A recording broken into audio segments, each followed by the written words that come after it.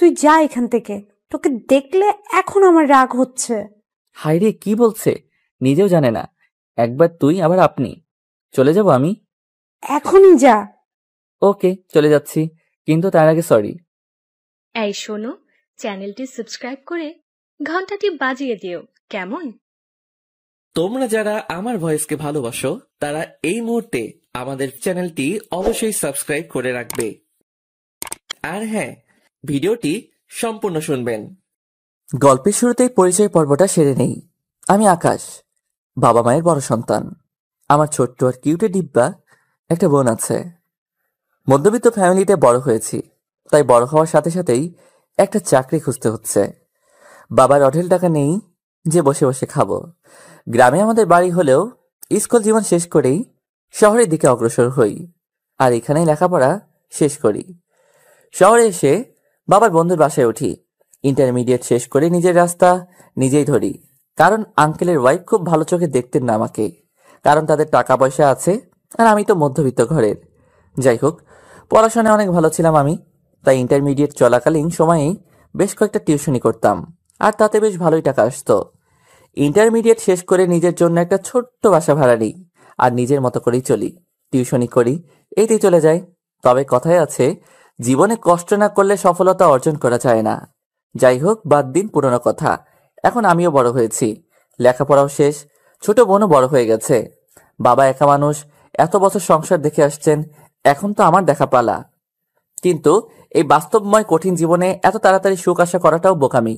শহরের ইট বালু সিমেন্টের কনক্রিটে মোড়ানো মানুষগুলোও এখন কনক্রিট হয়ে গেছে। এত সহজে চাকরি পাওয়া অসম্ভব। এই দিয়ে 21 নম্বর চাকরির ইন্টারভিউ দিতে যাচ্ছি। জানি না কপালে কি আছে, মনে হয় না এই চাকরিটাও হবে, কারণ অনেক বড় কোম্পানি এইটা। আর আগে যে কয়েকটা ইন্টারভিউ দিয়েছি সবগুলোতে ইন্টারভিউ অনেক ভালো হয়েছে, সব প্রশ্নের উত্তর দিছি, কিন্তু ওই যে মামুনাই আমার শালার সরকারি চাকরিতে ঘুষ খাই জানি, এখন কোম্পানির চাকরিতেও ঘুষ। বাবার পরিশ্রমের টাকা এইভাবে ঘুষ দিয়ে চাকরি পাওয়ার দরকার নেই আমার, তাই আগেরগুলো হয় নাই। এখন দেখি এটার কি অবস্থা। খুব সকালে ঘুম থেকে উঠে রেডি হয়ে সব কাগজপত্র নিয়ে বেরিয়ে পড়লাম। সকাল 9টায় ইন্টারভিউ, তাই লেট করা যাবে না। রিক্সাও পাচ্ছি না, তাই সামনে একটু হাঁটছিলাম, একটু তাড়াহুড়ো করেই হাঁটছি। কোথা থেকে একটা মেয়ে এসে গায়ে পড়লো। গায়ে বললে ভুল হবে, দুজনে ধাক্কা খাইছি, তবে দোষটা মেয়ের। আমি হাঁটছি আর মেয়েটা সাইড থেকে এসে ধাক্কা খেয়ে পড়ে গেল। আমি তাকিয়ে দেখি একটা পরি বাটিতে পড়ে আছে, দেখে খুব মায়া হলো, হাতটা বাড়িয়ে দিলাম। কোনো কথা না বলে নিজেই উঠে দিল কষে এক থাপ্পড়। আমি তো চোখে তারা দেখা শুরু করলাম, অপ্রস্তুত ছিলাম তাই চটটা জোরেই লাগলো। স্বাভাবিক হওয়ার আগে মেয়েটা বলা শুরু করলো, ছোট লোকের বাচ্চা, দেখে চলতে পারিস না? ইচ্ছে করছে তোকে এখানেই শেষ করে ফেলি। আকাশ কন্ট্রোল, নিজেকে কন্ট্রোল করলাম। যাচ্ছি এক শুভ কাজে, তাই মাথা গরম করতে যাচ্ছি না। দেখুন ম্যাডাম, ভুলটা আপনার ছিল, আর আপনি আমাকে চর মারলেন। আর একটা কথা বলবি তো সব দাঁত ফেলে দিব, বেয়াদব। মেয়ে দেখলেই গায়ে পড়তে হয়, তাই না? দেখুন আপনি ভুল বুঝছেন, আমি তাড়াতাড়ি হাঁটছিলাম, আর আপনি কিছু বুঝে ওঠার আগেই এইসব হয়ে গেল। আচ্ছা, তারপরেও আমি সরি বলছি। তোদের মতো ছেলেদের ভালো করে জানা আছে, ইচ্ছে করে গায়ে পড়বি আবার সরিও বলবি। দিলাম একটা বসিয়ে, হাতের শক্তি দিয়ে বসালাম একটা থাপ্পড়। থাপ্পড় খেয়ে মেয়েটার চোখ লাল হয়ে গেছে, মুখে হাত দিয়ে আমার দিকে তাকিয়ে চোখের আগুনে পোড়াচ্ছে আমাকে। এই নিজেকে কি ভাবিস? হ্যাঁ, একে তো তোর দোষে ধাক্কা খেলি, আবার চর মারলি। একটা কাজে যাচ্ছি তাই ভাবলাম মাথা গরম করব না, তাই সরি বললাম। এখন তো দেখছি সরি বলে আমি ভুল করে ফেললাম, আর এর পরের বার থেকে একটু দেখে শুনে চলাফেরা করবি, মাইন্ড ইট। ওরে আর কিছু বলার সুযোগ না দিয়ে সামনে হাঁটা শুরু করলাম। মেজাজটাই দিল খারাপ করে। জানি না ইন্টারভিউতে কি হবে, ভাবতে ভাবতেই একটা রিক্সা পেয়ে গেলাম। ওটার সময় পেছনে একবার তাকিয়ে দেখি মেয়েটা এখনো তাকিয়ে আছে আমার দিকে, আর রাগে ফুসছে। ধুর, তাতে আমার কি? মেয়েটা দেখতে তো মাশাল্লাহ, কিন্তু দেমাগের ঠেলায় মাটিতে পা পড়ছে না। টাইম মতো পৌঁছে গেলাম অফিসে। ভাগ্যিস বাসা থেকে একটু আগেই বের হয়েছিলাম। ভিতরে গিয়ে ওয়েটিং রুমে বসলাম। বেশ অনেকক্ষণ পর আমার ডাক পড়লো। টেনশন হচ্ছে না একটুও, কারণ অভিজ্ঞতায় এখন ভরপুর। এখানে চাকরি না হওয়াটাই স্বাভাবিক, এত বড় একটা অফিস, আর আমার মতো সামান্য মানুষের চাকরি। তবু আসলাম ভাগ্যের খোঁজে। কে জানে, বিড়ালের ভাগ্যেও তো মাছ জুটে যায়, আমার কপালটা যদি একটু ভালো হয়। যাই হোক, বুকে ফু দিয়ে ঢুকে পড়লাম ভিতরে। ভিতরে গিয়ে দাঁড়িয়েছিলাম, একজন বসতে বলল, তাই বসে পড়লাম। ভিতরে 3জন ছিল, একজন মহিলা, একজন একটু বয়স্ক মানুষ, আর একজন লোক আমার থেকে কয়েক বছরের বড় হবে। আমার বয়সী লোকটা জিজ্ঞেস করলো, তুমি আকাশ, রাইট? Yes sir. তো তোমার অভিজ্ঞতা সম্পর্কে একটু বলো। সরি, আমার এর আগে কোনো অভিজ্ঞতা নেই। তুমি তো আগে অনেকবার ইন্টারভিউ দিয়েছো। জি, কিন্তু চাকরি হয়নি। কেন হয়নি? ইন্টারভিউতে সব ঠিক ছিল, কিন্তু তারা প্রত্যেকে টাকা চেয়েছিল, কিন্তু আমি দেইনি, তাই হয়নি। মধ্যবিত্ত ফ্যামিলি থেকে লেখাপড়া শেষ করেছি, আমার পক্ষে এত টাকা দেওয়া সম্ভব নয়, তাই। ও আচ্ছা। তারপরে যা যা জিজ্ঞেস করলো সবকিছু ঠিক ঠিক করে উত্তর দিলাম। কোনো ভয় না পেয়ে যা বললো সব ঠিক ঠিক বললাম, কারণ আমার ভয় পাওয়ার কিছু নেই। জানি চাকরিটা হবে না, কারণ এখানে যারা বসে আছে দেখেই মনে হচ্ছে আমার থেকেও এরা বেশি কাঙাল। যাই হোক, সব শেষে বলল ওয়েটিং রুমে গিয়ে বসতে। তবুও শুনে ভালো লাগলো, এর আগে কোথাও বলে নাই। মনে একটু সাহস সঞ্চয় করে গিয়ে বসে রইলাম। সবার শেষ হয়ে গেল, এখন আমি একইভাবে বসে আছি। তারপরে আমার ডাক পড়ল। Good performance. তোমাকে আমার ভালো লেগেছে। You are selected. কাল থেকেই তুমি জয়েন করতে পারো। এক মুহূর্তের জন্য নিজের কানকে বিশ্বাস করাতে পারছি না। মনে হচ্ছে একটা ঘোরের মধ্যে আছি, যা কখনো কল্পনা করি নাই, তাই হয়ে গেল। শিওর হওয়ার জন্য আবারও বললাম, স্যার সত্যি আমার চাকরিটা হয়ে গেছে? হ্যাঁ, কালকে আসো, সব কাজ দেখিয়ে দেওয়া হবে, তবে একটা শর্তে। এটারই বাকি ছিল। নিশ্চয়ই ঘুষের টাকা চাইবে। সরি স্যার, আমার আপনার এই চাকরির দরকার নেই। আমি আগেই বলেছি আমি ঘুষ দিতে পারবো না। এই কাগজটা আগে পড়ো, তারপরে যদি ইচ্ছে হয় চাকরিটা করো, না হয় তোমার ইচ্ছে। কাগজটা পড়ার পরে আবার একটা শক খেলাম। এতে লেখা আছে আগামী 3 বছরের কন্ট্রাক্ট। এই 3 বছরের মধ্যে আমি চাকরি ছেড়ে যেতে পারবো না। শুধুমাত্র বস নিজের ইচ্ছায় যদি বের করে দেয় তাহলে বেরিয়ে যেতে বাধ্য। খুশিতে চোখ ছলছল করে উঠল। স্যার, আমি ভাবিনি আপনাদের এত বড় একটা কোম্পানিতে এত সহজে চাকরিটা হয়ে যাবে। তোমার সবকিছুই আমার ভালো লেগেছে, আর তুমি তো অনেক মেধাবী। আশা করি খুব ভালো করে কাজ করবে, আর কাল থেকেই চলে আসবে। জি স্যার। আজকের মতো খোশ মেজাজে বাসায় চলে আসলাম। মন অনেক ভালো। বাসায় মিষ্টি নিয়ে গেলাম। যেখানে থাকি সেই বাসার মালিক আমাকে অনেক ভালো জানেন, নিজের ছেলের মতো দেখে। আমিও অনেক সম্মান করি, তাই মিষ্টি নিয়ে যাচ্ছি তাদের বাসায়। এর মধ্যে আব্বুকে ফোন করে জানিয়ে দিলাম আমার চাকরিটা হয়ে গেছে। বাসার সবাই অনেক খুশি হয়েছে। চলে গেলাম আঙ্কেলদের বাসায়। কলিং বেল বাজাতেই তিশা দরজা খুলে দিল। কেমন আছো তিশা? ভালো। আপনি কেমন আছেন?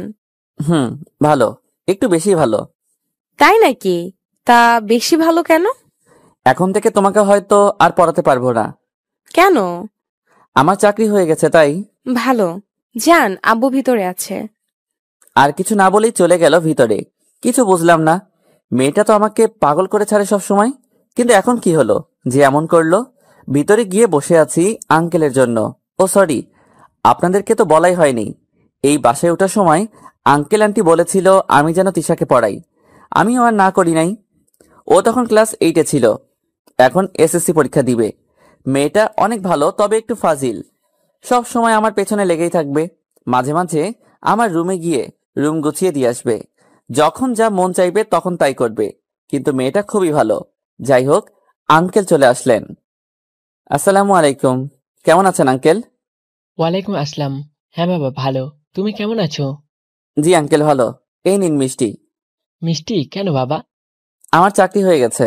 বাবা মা এখানে নেই, আপনি আছেন বাবার মতোই। ও, এ তো অনেক ভালো খবর। তুমি বসো, তোমার আন্টি নাস্তা আনতে গেছে। না না আঙ্কেল, আমি এখন কিছু খাবো না, অন্য এক সময় এসে খেয়ে খাবো। এখন তাহলে চলি। সে কেমন কথা? বসো, চলে আসবে। বলতে বলতেই চলে আসলো। কিছুক্ষণ আন্টির সাথে কথা বলে রুমে চলে আসলাম। মনে আর আনন্দ ধরছে না। ফ্রেশ হয়ে মাত্র খেতে বসবো ভাবছি, আর তখনই আঙ্কেলের বাসায় ডাক পড়লো। কি আর করার, চলে গেলাম। সেইখানে গিয়ে দেখি আরেক কাণ্ড। আকাশ, তুমি নাকি তিশাকে পড়াবে না? না মানে আঙ্কেল। বুঝতে পারছি, কিন্তু এই দেখো মেয়েটার কি অবস্থা করেছে। বলেছে তোমাকে নাকি পড়াতেই হবে। মন খারাপ করেই বসে আছে। আচ্ছা আঙ্কেল, পড়াবো, রাতের দিকে পড়াবো। আচ্ছা বাবা, তোমার যখন সময় হবে তখনই পড়াবে। ধন্যবাদ আঙ্কেল। তিশা কোথায় আঙ্কেল?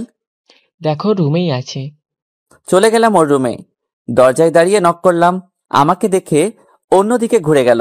কি হয়েছে, এভাবে বসে আছো কেন? আরে কথা তো বলবে, মন খারাপ কেন? কি বললো? মন খারাপ?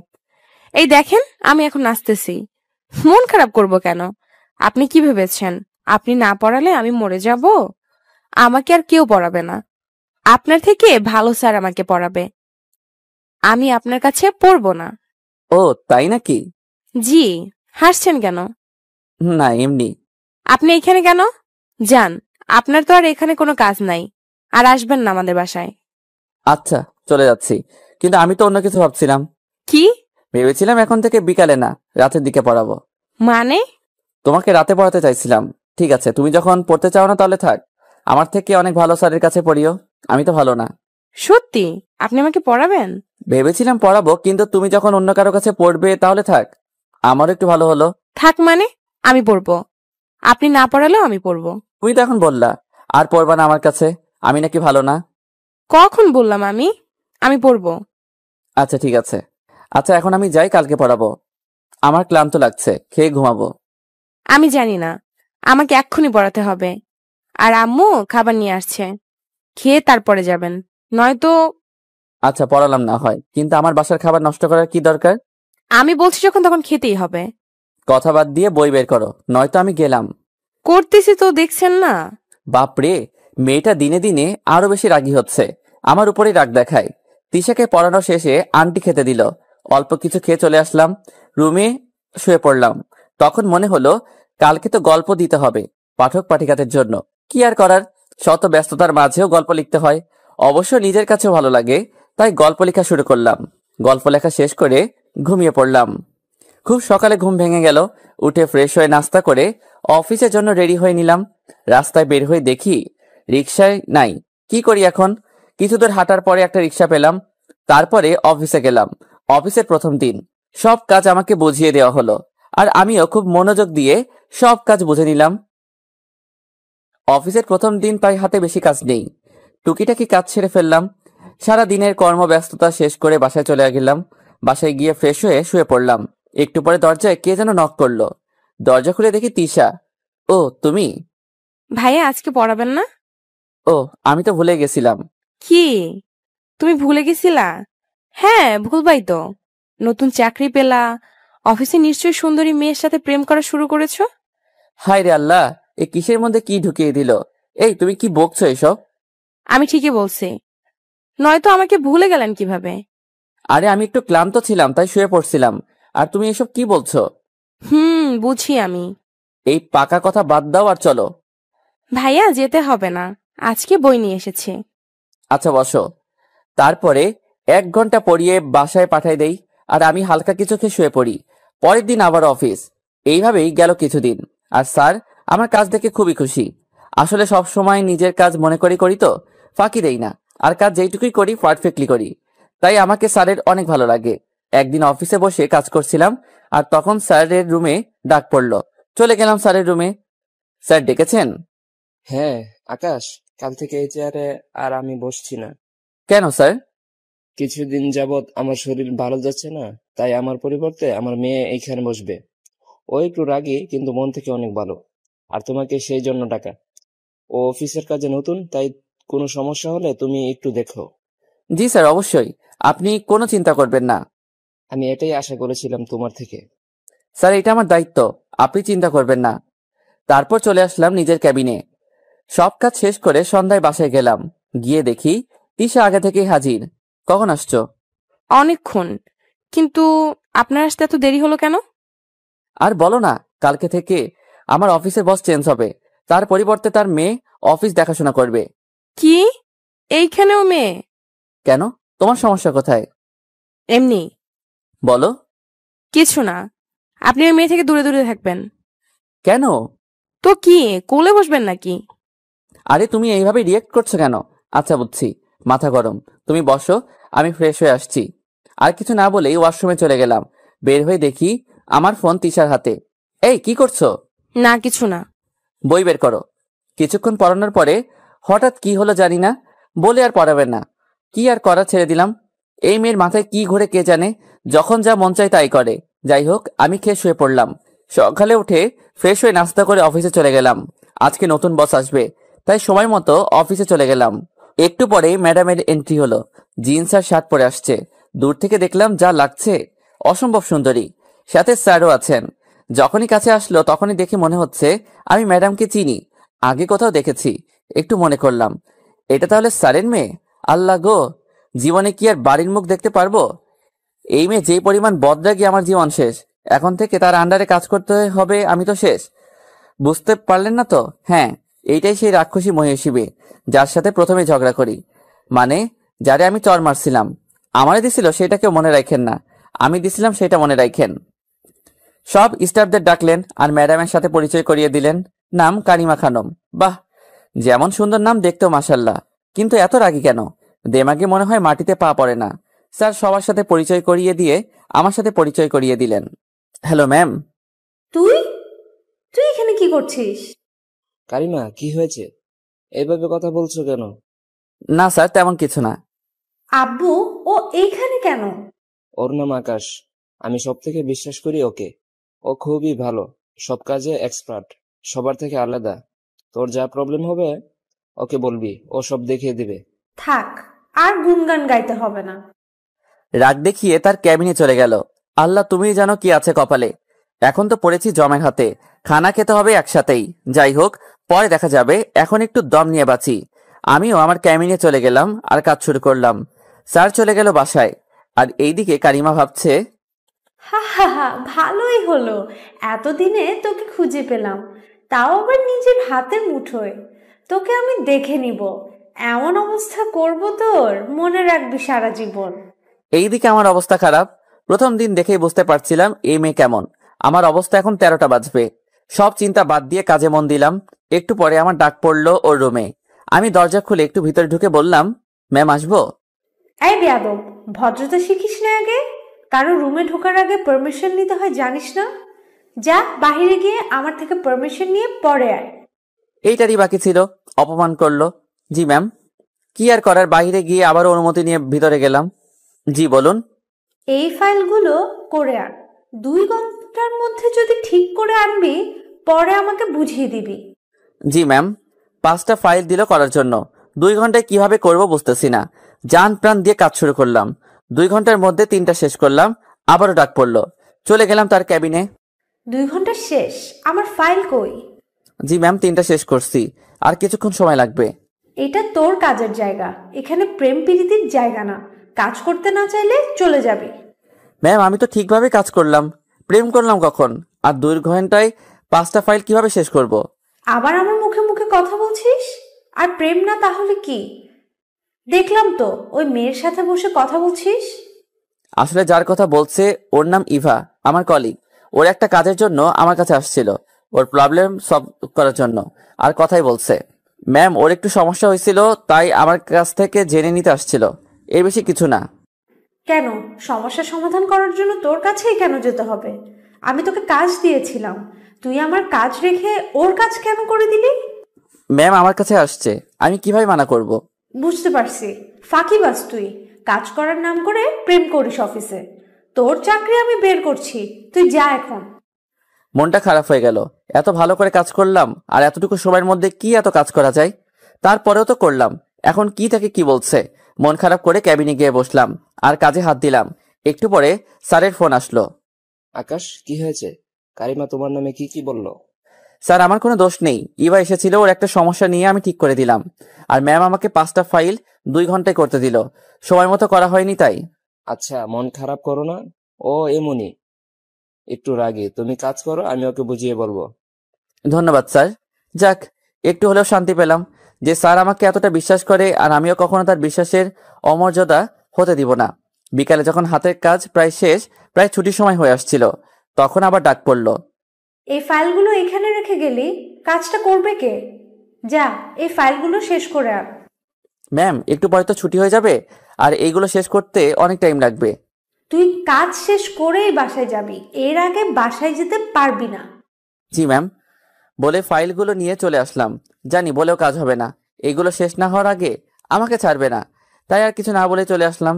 কাজ করছি, একটু পরে সবাই বের হয়ে যাচ্ছে, কিন্তু আমার কাজ শেষ হতে আরো 1 ঘন্টা লাগবে। অবশেষে কাজ শেষ করলাম। তখন আর কেউ ছিল না অফিসে, তাই কাজগুলো ক্যাবিনে রেখে বাসায় চলে গেলাম। বাসায় গিয়ে দেখি তিশা বসে আছে। কখন আসছো? থাক, জেনে কি করবেন? এমন করে বলছো কেন? আসতে এত দেরি হলো কেন? আর বলো না, নতুন ম্যাডাম আসছে, আর এসে আমাকে এতগুলো কাজ দিয়ে দিল, সব কাজ শেষ করে আসতে হলো।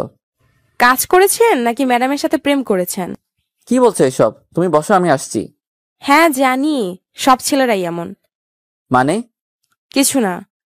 আমার কথা তো আপনার মনে থাকে না, সবসময় কাজ আর কাজ। এখন তার উপরে আবার ম্যাডাম। ধুর, তুমি বসো। হাইরে, কই যাই এখন আমি? একজন হলো রাগের পাহাড় আর একজন আবেগের সমুদ্র। ফ্রেশ হয়ে এসে ওকে পড়াচ্ছি। আচ্ছা ভাইয়া, একটা কথা জিজ্ঞেস করি? বলো। ভাইয়া, আপনি কি প্রেম করেন? কেন? না, এমনি। বলেন। তুমি জেনে কি করবা? প্লিজ ভাইয়া বলেন। না। কি হলো, এমন করছো কেন? কিছু না। পড়ায় মন দাও। পড়ানো শেষ করে ওকে পাঠিয়ে দিলাম, আর আমি খেয়ে ঘুমিয়ে পড়লাম। সকালে উঠে রেডি হয়ে অফিসে চলে গেলাম। আজকে ঘুম থেকে উঠতে একটু লেট হয়ে গেছিল, তাই অফিসে আসতে 10 মিনিট লেট। আজকে আমার খবর আছে। অফিসে গিয়ে কেবিনে বসতেই ডাক পড়লো বসের রুমে। ম্যাম ডেকেছেন? এটা কি তোর বাবার বাসার পেয়েছিস যে যখন মন চাইবে তখন আসবি, যখন মন চাইবে না তখন আসবি না? সরি ম্যাম, আজকে আসতে একটু দেরি হয়ে গেছে। নেক্সট টাইম আর হবে না। নেক্সট টাইম মতো ঠিক তখনই পাবি যখন তুই এই অফিসে থাকবি। আমি তোকে এখনই বের করে দিব। ম্যাম প্লিজ এমনটা করবেন না, আমি কথা দিচ্ছি পরের বার এমন হবে না। কাকে যেন কল দিল। হ্যালো আব্বু, তুমি কাকে বিশ্বাস করো? যে ঠিক মতো কাজ করে না, তার মধ্যে কোনো টাইম সেন্স নেই, কাজ করতে পারে না। আব্বু, আমি ওকে এখনই বের করে দিচ্ছি। না, আমি না বলা পর্যন্ত তুমি ওকে বের করতে পারবে না। আমি ওকে অ্যাপয়েন্ট করেছি, আর ওর সাথে একটা চুক্তি হয়েছে। 3 বছর আগে ও এই চাকরি ছাড়তে পারবে না। মানে? হ্যাঁ, আমি ঠিকই বলছি। রাগ করে ফোন কেটে দিল। এই ছোট লোক, তুই আমার আব্বুকে কি খাইয়েছিস? আমি তোকে ছাড়বো না। ম্যাম আমি তো সরি বলছি। তুই আমার চোখের সামনে থেকে যা। মন খারাপ করে চলে আসলাম। একটু পরে ইভা আসলো আমার ক্যাবিনে। আকাশ, মন খারাপ কেন? কই না তো। তুমি মিথ্যাও বলতে পারো না। এখন বলো, কি হয়েছে? আরে আমাদের স্যারের মেয়ে দজ্জাল মেয়ে একটা, যখন পারছে তখনই অপমান করছে। কি বলো? কিন্তু কেন? আর বলো না, মহা এক পাপ করে ফেলছিলাম, তার জন্য এমন করছে আমার উপরে রেগে। কেন? কি করেছো? প্রথমে যেই দিন এইখানে ইন্টারভিউ দিতে আসছিলাম ওই দিন, তারপরে ঘটনা সব বললাম। এই জন্য এমন করছে। বলো কি, এর জন্যই এমন করছে? ধুর, ভালো লাগে না আর এসব। কখনো কারো অপমান অবহেলা সহ্য করতে পারি না। আর এখানে যা করছে আমার সাথে, 2 দিনে যা করেছে, জানি না সামনে কি আছে কপালে। এমন সবাই আবারও ডেকে পাঠালো আমাকে। এই ছোট লোক, তোকে একবার বলেছি আমার এখানে এসে প্রেম করবি না। এটা কাজের জায়গা, প্রেম করার জায়গা না। যা কাজ কর। আর কিছু না বলে চলে আসলাম। দেখি এখনো আমার ক্যাবিনে বসে আছে ইভা। কি হয়েছে? ডেকেছিল কেন? না এমনি। আচ্ছা তুমি এখন যাও, হাতে অনেকগুলো কাজ আছে। আবার যদি দেখে যে কাজ রেখে কথা বলছি, তাহলে আবার শুরু করবে। আচ্ছা থাকো তাহলে। আমিও কাজে মন দিলাম। এভাবেই চলছে দিন। আমাকে পারছে না বের করে দিতে, আর না কমছে রাগ। আর আমিও কিছুই করতে পারছি না। যত কষ্টই হোক, চাকরিটা আমাকে করতেই হবে। তাই সব অপমান সহ্য করেও কাজ করে যাচ্ছি। এখন কেমন যেন ওর এসব অপমানে আমি অভ্যস্ত হয়ে গেছি। বেশ কয়েকদিন হলো আর আমাকে আগের মতো অপমান করে না। সবার সাথে যেমন ব্যবহার করে, আমার সাথেও অনেকটা তেমনই ব্যবহার করে। এতে আমি তো মহা খুশি। একদিনও এমন একটা কাজ করবে যা আমি ভাবতে পারি নাই। ওর চিন্তাধারা এতটা নিচু কল্পনা করতে পারি না। ওর আমার প্রতি এত ভালো ব্যবহার দেখে সত্যি আমি অনেক খুশি। তবে একটা কথা সত্যি, ওর এইসব অপমান কিছুটা মিস করি। এতদিনে অভ্যাসে পরিণত হয়ে গেছে। যখন ভালো ব্যবহার করে মনে হয় এর থেকে ভালো মানুষ আর নেই। আগে তার রুমে ডেকে পাঠালেও যেতে ইচ্ছা করতো না, আর এখন মনে চায় কেন এখন একটু ডাকে না। একবার তাকে দেখতাম, এ কি, এ আমি কি ভাবছি, এটা ঠিক না। আমি কি আবার তার প্রেমে পড়ে গেলাম নাকি? মানুষ ভালো ব্যবহার দেখে প্রেমে পড়ে যায়, আর আমি তার থেকে অপমান সহ্য করতে করতে প্রেমে পড়ে গেলাম। হাস্যকর। তবে তার প্রতি এমন ফিলিংস কাজ করার একটা কারণ আছে বটে। একটা আমি অফিস থেকে বেরিয়ে আসার দিকে যখন যেতে লাগলাম, তো দেখি একজন বৃদ্ধ ভিক্ষুক লোক একটা বাইকের সাথে ধাক্কা লেগে নিচে পড়ে যায়, আর বেশ খানিকটা কেটে যায়। কিন্তু বাইক ড্রাইভার লোকটাকে মারতে যাচ্ছিল, তখন আমাদের ম্যাম সেটা দেখে সেই ড্রাইভারকে একটা থাপ্পড় লাগিয়ে দিল, আর লোকটাকে নিয়ে হাসপাতালে নিয়ে গেল আর ট্রিটমেন্ট করলো। আমি তো এইসব দেখেই ফিদা। তখন থেকে তার প্রতি আমার অন্যরকম এক ফিলিংস কাজ করে। তখন মনে হলো আমার সাথে যতই রাগ দেখাক না কেন, সত্যি সত্যি মন থেকে অনেক ভালো। হয়তো আমার উপর সেই দিনের রাগ থেকে গেছিল, তাই সুযোগে সৎ ব্যবহার করে দিছে। কিন্তু এখন আর তার প্রতি রাগ কাজ করে না। মাঝে মাঝে বকলেও কেমন যেন ভালো লাগা কাজ করে। পাগল হয়ে গেলাম নাকি বুঝলাম না। আমি এই ছেলেটাকে এত অপমান করি, কখনো আমার সাথে সে ভাবটা দেখায় নাই।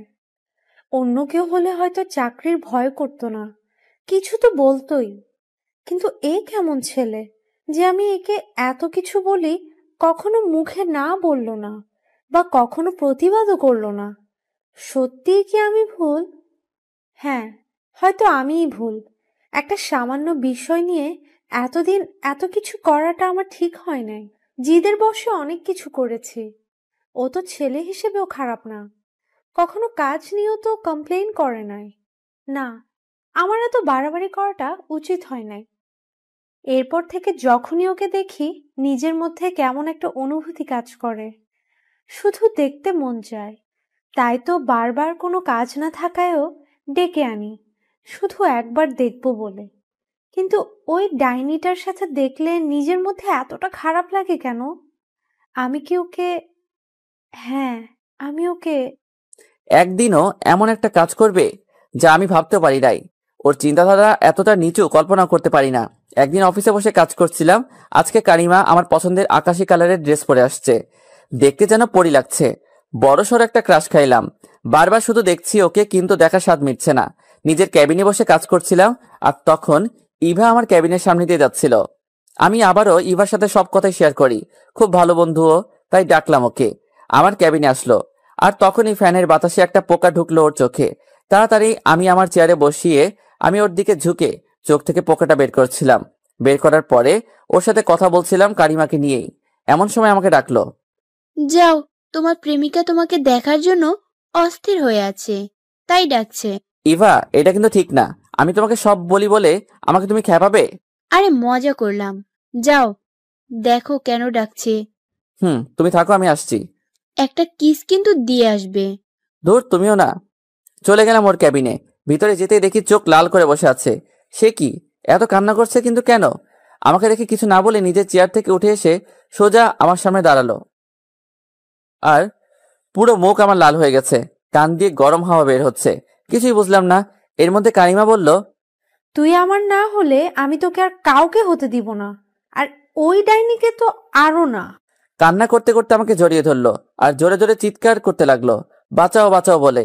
ওর চিৎকার শুনে সবাই ওর ক্যাবিনে ঢুকে পড়লো, আর এর মধ্যে আমাকে নিয়েই ওর চেয়ারে বসে পড়লো। আর আমি এমন ভাবে ছিলাম হঠাৎ করে যে কেউ দেখে বলবে আমি ওর সাথে খারাপ কিছু করতে যাচ্ছি। আর ঠিক তাই হলো। সবাই চলে আসলো ভিতরে, আর দেখলো আমাদের এই অবস্থায়। এইদিকে তো কারিমা চিৎকার করেই যাচ্ছে। সবাইকে দেখে আমাকে ধাক্কা দিয়ে ফেলে দিয়ে সবার কাছে ছুটে গেল। আর সবাই আমার দিকে এমন ভাবে তাকিয়ে আছে, হয়তো সবাই ভাবছে আমি খারাপ। ওদের ধারণা এমনি হওয়ার কথা।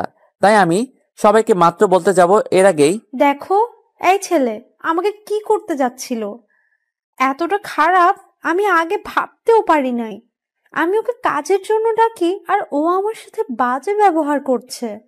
হয়তো ও আমার উপরে প্রতিশোধ নিতে চাচ্ছে। প্লিজ সবাই আমাকে ভুল বোঝো না।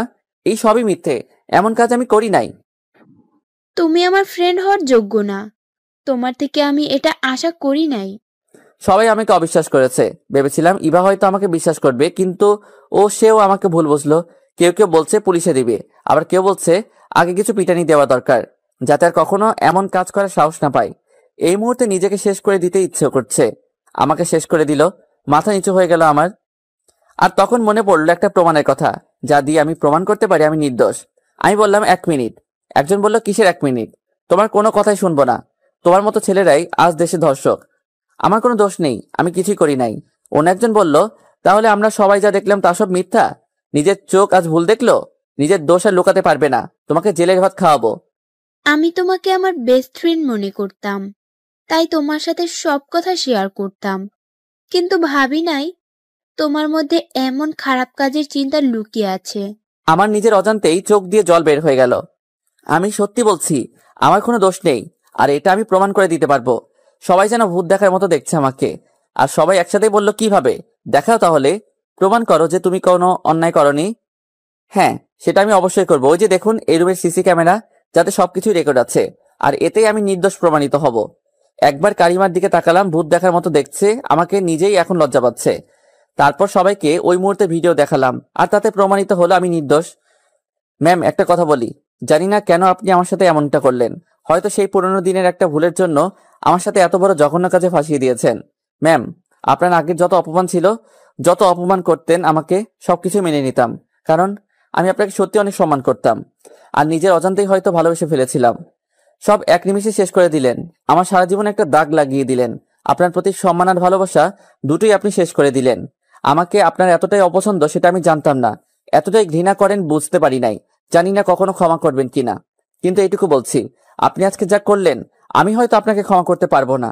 আপনি শুধু আপনার প্রতি আমার সম্মান ভালোবাসা নষ্ট করেন নাই, আপনি একটা ভালো বন্ধুত্ব নষ্ট করে দিলেন। আপনি তো চান যেন আমি এখানে আর চাকরি না করি। ঠিক আছে, ভালো থাকবেন। আর ইভা, তোমাকে আমার বলার কিছু নেই, তবে একটা কথা না বললেই নয়। বন্ধুত্ব, ভালোবাসায় বা কোনো সম্পর্কে সব থেকে বড় যেটা দরকার তা হলো বিশ্বাস। ভালো থেকো। হয়তো আর কখনো দেখা হবে না।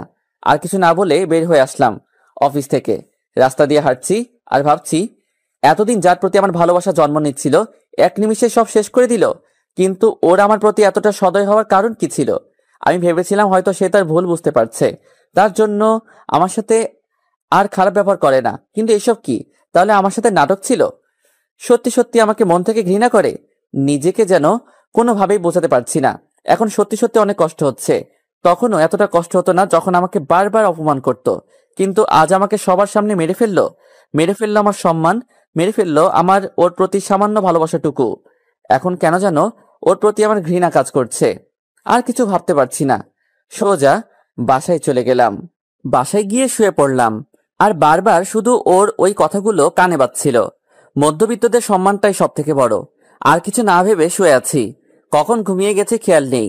কলিং বেলের শব্দে ঘুম ভেঙে গেল। উঠে দেখি তিশা। ভাইয়া, আজ কখন আসছো? দুপুরে। কি বলো? তাহলে এতক্ষণ কি করলে? কিছু না। ভাই আজকে পড়াবে না? তিশা, আজকে আমার ভালো লাগছে না, কালকে পড়াবো। কি হয়েছে? শরীর খারাপ? না, আমি ঠিক আছি। কই দেখি। বলেই কপালে গলায় হাত দিয়ে দেখলো। তোমার তো কিছুই হয় নাই। আচ্ছা তুমি থাকো। বলেই চলে গেল। আর আমি গেলাম ফ্রেশ হতে। বের হয়ে দেখি তিশা বসে আছে। এই, তুমি এইখানে? কেন, কি হয়েছে? না, কিন্তু তুমি এইখানে কেন? তোমার জন্য খাবার আনলাম। সারাদিন তো কিছুই খাও নাই মনে হয়, এখন খেতে বসো। আরে কি করছো? আমি এখন খাবো না। জোর করে বসালো, কি আর করার, খেতেই হলো। আচ্ছা তোমার কি মন খারাপ? না তো, কেন? না, মনে হলো। আমার চাকরি চলে গেছে। কি বলছো? কেন? এমনি। আচ্ছা বাদ দাও। তোমার পরীক্ষা তো এখনো বেশ অনেকদিন বাকি, তাই না? হ্যাঁ, কিন্তু কেন? কালকে আমি বাড়িতে যাব, তাই কয়েকদিন পড়াতে পারবো না। ও আচ্ছা, কালকে কখন যাবে? সকালেই। আচ্ছা, আন্টি আঙ্কেলকে বলে দিও আমি এসে দেখা করব। আচ্ছা। এখন তাহলে যাও। আর শোনো, ভালো কথা, আমি না থাকলে তো আর তুমি পড়বে না। ফাঁকিবাজ, যাও এখন বইগুলো নিয়ে এসো, আমি দেখিয়ে দিব। আমি এসে সব পড়া নিব। আচ্ছা। তারপর চলে গেল। আর কিছুক্ষণ পরে আসলো। ওর সবগুলো বই দেখিয়ে দিলাম আর বলে দিলাম সব পড়া করে রাখতে। শেষে যাওয়ার সময়, ভাইয়া এই নাও। কি? হাতে নিয়েই দেখো। দেখি বেশ কিছু টাকা। টাকা কেন? চাকরিটা তো নেই, বেতনও পাওনি, তার উপর বাড়ি যাচ্ছ, টাকা লাগবে না? সেসব ঠিক আছে, কিন্তু তুমি টাকা কোথায় পেলে? আরে আমি টাকা কোথায় পাবো, আব্বুকে বললাম, আব্বুই দিছে। ও আচ্ছা, শোনো, আমার কাছে টাকা আছে, এগুলো লাগবে না, তুমি নিয়ে যাও। না, এগুলো আপনিই রাখবেন, আমি গেলাম। আরে টাকাগুলো নিয়ে যাও। রেখে দেন, কাজে লাগবে। কি যে করে না মেয়েটা। যাই হোক, শুয়ে পড়লাম, কিন্তু ঘুম আসছে না। আর তখনই ইভার কল। রিসিভ করলাম না। আবার দিল, তাও ধরলাম না। নিজের মধ্যে কেমন সংকোচ কাজ করছে, এক লজ্জা। আবার দিল, ধরলাম। আমি চুপ করে আছি। আর তখনই ইভার কল। রিসিভ করলাম না। আবার দিল, তাও ধরলাম না। নিজের মধ্যে কেমন সংকোচ কাজ করছে, এক লজ্জা। আবার দিল, ধরলাম। আমি চুপ করে আছি। কথা বলবে না? না মানে কি বলবো ভাবছি। রেগে আছো আমার উপরে? আরে না, কি বলছো, রাগ করবো কেন? এতটা সহজভাবে বলে দিলে কি হবে? জানি কষ্ট পাইছো। না, মোটেই না। জানি আমি। আচ্ছা বাদ দাও। সরি। আরে এসব বলার দরকার নেই, সব ভুলে যাও। তখন তোমাদের ওই অবস্থায় দেখে নিজের চোখকে অবিশ্বাস করতে পারিনি। প্লিজ মাফ করে দাও। আরে এইভাবে বলছো কেন? আমি সব ভুলে গেছি। আর তুমি ঠিকই বলছো, সবাই তো ভুল বুঝলো। তুমি কেন বাকি থাকবে? তোমার চোখ তো আর ভিন্ন দেখবে না। আকাশ, সরি। আমার তোমাকে অবিশ্বাস করা ঠিক হয় নাই। বুঝলাম, এখন প্লিজ বাদ দাও। কালকে দেখা করবে? না, আসলে আমি কালকে গ্রামে যাচ্ছি। কেন? এমনি। কবে আসবে? জানি না। আচ্ছা, তাড়াতাড়ি চলে এসো, আর এসে দেখা করবে। এখন তাহলে রাখছি। তারপর ঘুমিয়ে পড়লাম। সকালে একটু দেরি করে ঘুম থেকে উঠলাম। আজ অফিস নেই বলে দেরিতে উঠলাম। ফ্রেশ হয়ে নাস্তা করে বেরিয়ে পড়লাম। বাসের টিকিট কেটে রওনা দিলাম। উদ্দেশ্য বাড়ি। বাসে বসে আছি। বাস ছেড়ে দিল। অন্যদিকে কারিমা ওই ঘটনার পরে নিজে থেকে অনেক লজ্জিত। নিজের ভুলটা বুঝতে পারলো, কিন্তু ওর বাবাকে কিছু বলল না। ভেবেছে সব ঠিক হয়ে যাবে, আর কালকে আকাশ অফিসে গেলে ক্ষমা চেয়ে নিবে। তাই পরের দিন একটা শাড়ি পরে অফিসে গেল। নিজের ক্যাবিনে গিয়ে বসলো, আর যাওয়ার সময় একবার আমার ক্যাবিনের দিকে উকি দিল, কিন্তু কেউ নেই, খালি পড়ে আছে। ভেবেছে চলে আসবে। ঘড়ির দিকে তাকিয়ে দেখে আজ সে একটু আগে অফিসে চলে আসলো। তাই সে অপেক্ষা করছে আমার জন্য। একে একে সবাই চলে আসলো, কিন্তু আমার খবর নেই। এইদিকে কারিমা অস্থির হয়ে যাচ্ছে, কখন আসবে কখন দেখবে। না, কিছুই ভালো লাগছে না। ইভাকে ক্যাবিনে রাখলো। ম্যাম ডেকেছেন? আকাশ আসেনি? সরি ম্যাম, কাল আপনি যা করেছেন এর পরেও কি আসবে বলে আপনার মনে হয়? আসলে কালকের জন্য আমি সরি। জানি না মাথায় কি চেপেছিল, মাথায় রক্ত উঠে গেছিল, তাই কি থেকে কি করে ফেলেছি। রাগের মাথায় যা করেছেন সবই ভুল। আপনার আর ওর সাথে প্রথম ঝগড়া থেকে শুরু করে সব কথাই বলেছে আমার সাথে। এও বলেছে আপনি কিভাবে ওর সাথে খারাপ ব্যবহার করতেন। তবুও আপনার প্রতি ওর কোনো রাগ ছিল না। আপনার সবকিছুই ও হাসি মুখে মেনে নিত। পাগল ছিল একটা। হয়তো ও আপনাকে অনেক ভালোবাসতো, কিন্তু কিন্তু কি? কিন্তু ও কখনো সেটা বলার মতো সাহস করে তুলিনি, কারণ ও নিজের পজিশনটার দিকে তাকিয়ে সব ভুলে থাকতো। একজনকে একজনের ভালো লাগতেই পারে, যেমন আপনাকে লেগেছিল, আর আমাকে ওর সব থেকে ভালো বন্ধু মনে করত। কিন্তু আপনার এমন একটা কাজের জন্য আজ আমাদের বন্ধুত্বটা নষ্ট হয়ে যাচ্ছে। সত্যি ভুল আমারই। আমি এতদিন ধরে ওরে চিনি, কখনো এমন বাজে ব্যবহার করার কথাও কল্পনাও করতো না, কিন্তু নিজের চোখ অবিশ্বাস করতে পারছিলাম না। আমিও ওকে অবিশ্বাস করে ফেলছিলাম। আকাশ আজ আসবে না? না। কেন? মনে হয় ও আর কখনোই আসবে না। কি বলছো? না, এ হতে পারে না। ও আমাকে ছেড়ে এভাবে চলে যেতে পারে না। আপনাকে ছেড়ে মানে? ইভা, তুমি তো ওর বন্ধু। কিন্তু কেন? আমি আকাশকে ভালোবেসে ফেলেছি। কি বলছেন? তা কখন থেকে? যখন তার উপরের মিথ্যার দোষ সরে গেল তখন থেকে? না, আমি ওকে অনেকদিন ধরে ভালোবাসি। আমিও বলতে পারছিলাম না, এই ভেবে যে ও কিভাবে নিবে বিষয়টা। মিথ্যা বলছেন আপনি। আপনি যদি আকাশকে সত্যি সত্যি ভালোবেসে থাকতেন তাহলে এমন কাজ আপনি কখনোই করতেন না। করেছিলাম রেগে গিয়ে, যখন দেখলাম ও তোমাকে কিস করছিল। তখন আমার মাথায় কিছু কাজ করতেছিল না। নিজের চোখে বিশ্বাস করাতে পারছিলাম না আমি ওকে হারাতে পারবো না। এই ভেবে এমন কাজ করেছিলাম। ওয়েট, ও আমাকে কিস করছিল মানে? আমি যখন সিসি ক্যামেরায় দেখলাম তুমি ওর ক্যাবিনে গিয়ে ও তোমাকে ওর চেয়ারে বসিয়ে। চুপ করেন। সবটা না জেনে এমন কাজ কিভাবে করলেন আপনি? ও আমার ভালো একটা বন্ধু, আর ওই দিন আমার চোখে পোকা পড়েছিল। আমি তখন ওর ক্যাবিনের সামনে দিয়েই যাচ্ছিলাম, তখন ও আমাকে বসিয়ে পোকা বের করছিল, আর আপনি? ছি! ইভা, আমি সব ভুল স্বীকার করছি, কিন্তু তুমি আকাশকে ফিরিয়ে আনার ব্যবস্থা করো। বুঝলাম, কিন্তু কিভাবে? ও আজ সকালে গ্রামে চলে গেছে। চলে গেছে মানে? কবে ফিরবে? জানি না। কারিমা আর কিছু না বলেই তাড়াহুড়ো করে বাসায় চলে গেল, আর গিয়ে ওর আব্বুকে সব খুলে বলল, শুধু ও যে আমাকে ভালোবাসে এটা ছাড়া। তখন স্যার একটা চট দিয়ে বসলো। তুমি এমন একটা কাজ করতে পারলে কিভাবে? তোমার থেকে এমনটা আশা করিনি আমি। আব্বু, আমার ভুল হয়ে গেছে, তুমি যেভাবেই পারো ওকে ফিরিয়ে আনো। আচ্ছা, আমি দেখছি। তারপরে আমাকে ফোন দিল। আমি তখন বাসায় পৌঁছে গেছি। আসসালামু আলাইকুম স্যার, কেমন আছেন? কেমন আর থাকবো, মেয়েটা কি যে করে। বাবা, আমি একটা কথা বলি, বলতে তোমাকে ফোন করেছি। জি স্যার, অবশ্যই। আগে বলো আমার কথা রাখবে? অবশ্যই স্যার, আপনি কোনো সংকোচ না করে বলুন। আকাশ, আমি তোমার আর কারিমার ব্যাপারটা জানতে পেরেছি। কারিমা নিজের ভুল স্বীকার করেছে, ও তোমার কাছে ক্ষমা চাচ্ছে। তুমি সবকিছু ভুলে কাল থেকে আবার অফিসে জয়েন করো। স্যার কি বলছেন? প্লিজ স্যার, এটা আমার পক্ষে সম্ভব না। আর তাছাড়া আমি এখন গ্রামে আছি। সমস্যা নেই, তুমি 2-1 দিন থেকে চলে এসো। স্যার দেখছি আমি। আকাশ, আমি ওর হয়ে তোমার কাছে ক্ষমা চাচ্ছি। কি বলছেন স্যার? আমাকে লজ্জা দিবেন না স্যার। তাহলে তুমি অফিসে আসছো তো? আজকেই তো আসলাম বাসায়, কয়েকদিন পরে যাব। আচ্ছা ঠিক আছে। জি স্যার, আসসালামু আলাইকুম। ওয়ালাইকুম আসসালাম। সাবধানে আসবে আর তাড়াতাড়ি আসবে। জি স্যার। বাড়িতে গেলাম, সবাই আমাকে দেখে মহা খুশি। কি রেখে কি করবে এমন অবস্থা হয়ে পড়েছে। সবার সাথে কুশল বিনিময় করে বিশ্রাম নিলাম। বাসার সবাই খুবই খুশি, আমাকে নিয়ে যেন সব আনন্দ। যাওয়ার সময় বাবা মা আর বোনটার জন্য কিছু কেনাকাটা করে গিয়েছিলাম। এইদিকে আবার কারিমার খুশি যেন ধরে রাখতে পারছে না। বাবার মুখে যখন শুনলো আকাশ আবার জয়েন করবে, বাবার সামনে হালকা হেসে রুমে গিয়ে আনন্দে লাফাচ্ছে আর ভাবছে, আকাশ, আমি তোমাকে ভালোবাসি। আর আমার ভালোবাসার জন্য আমি সব করতে পারি। এই ভালোবাসা দিয়েই তোমাকে জয় করব। আমি বাসায় কয়েকদিন থেকে আবারও ঢাকা যাওয়ার জন্য রেডি হলাম। সবার থেকে বিদায় নিয়ে ঢাকায় চলে আসলাম। রুমে ঢুকে বিশ্রাম নিলাম। সন্ধ্যায় আঙ্কেলের বাসায় গেলাম।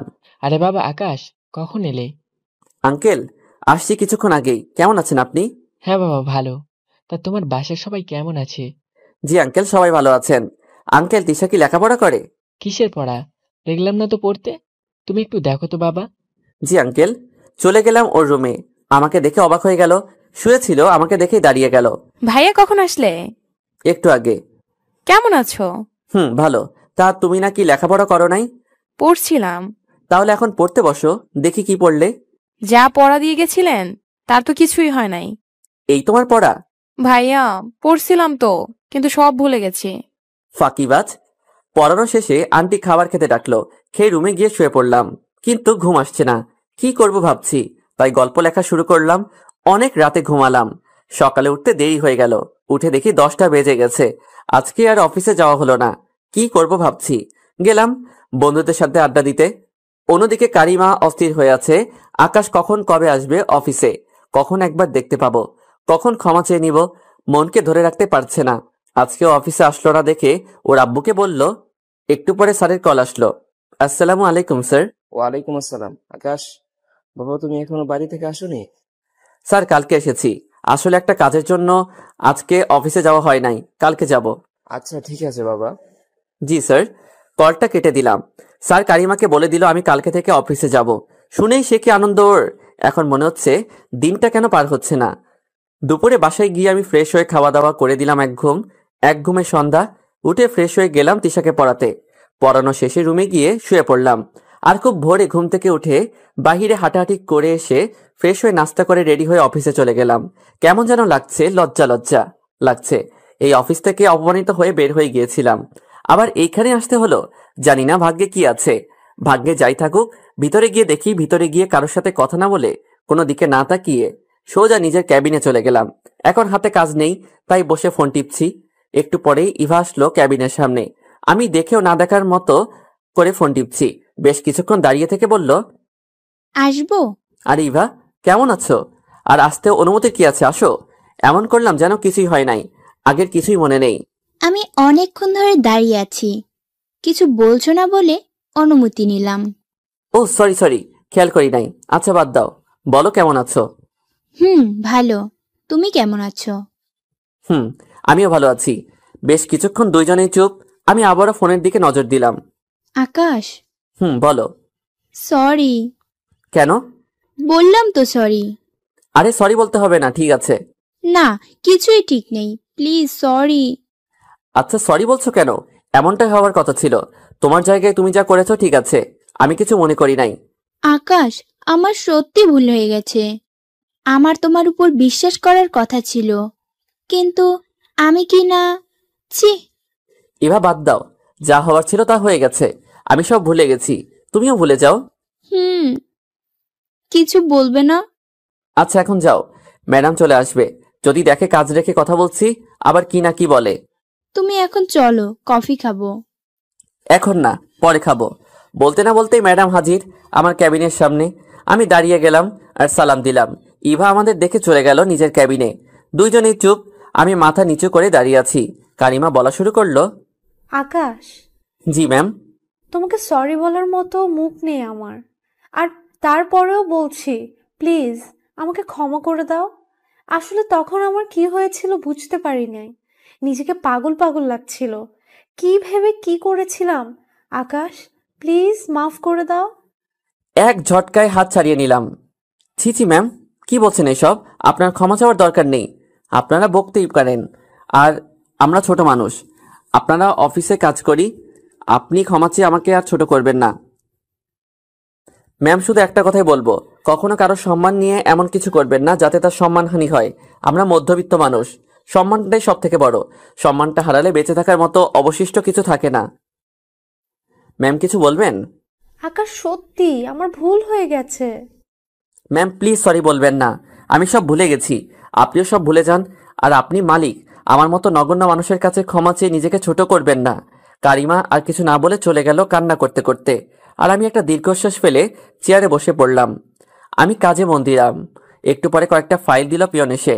ফাইলগুলো শেষ করে আবারও পিয়নের হাতে দিলাম ম্যামকে দিয়ে দেওয়ার জন্য। দুপুরে লাঞ্চের জন্য ইভা ডাকতে আসলো। আকাশ, চলো লাঞ্চ করে আসি। যাও, এই কাজটা শেষ করে আসি। আরে চলো এখনই, কাজ পরে করবে। কি আর করব, জোর করে নিয়ে গেল। আসলে আমি ইচ্ছা করেই যেতে যাচ্ছিলাম না, তবু যেতে হলো।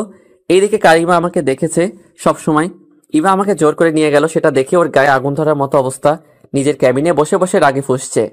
খাওয়া দাওয়া শেষ করে ক্যাবিনে এসে যখনই বসলাম, তখন আমার ডাক পড়লো কারিমার ক্যাবিনে। কি করব বুঝতে পারছি না, তাই দাঁড়িয়ে আছি নিজের ক্যাবিনে। আবারও কল দিল যাওয়ার জন্য। আর 7-5 না ভেবে চলে গেলাম। ভিতরে গিয়ে দাঁড়িয়ে আছি, কিছুই বলছে না।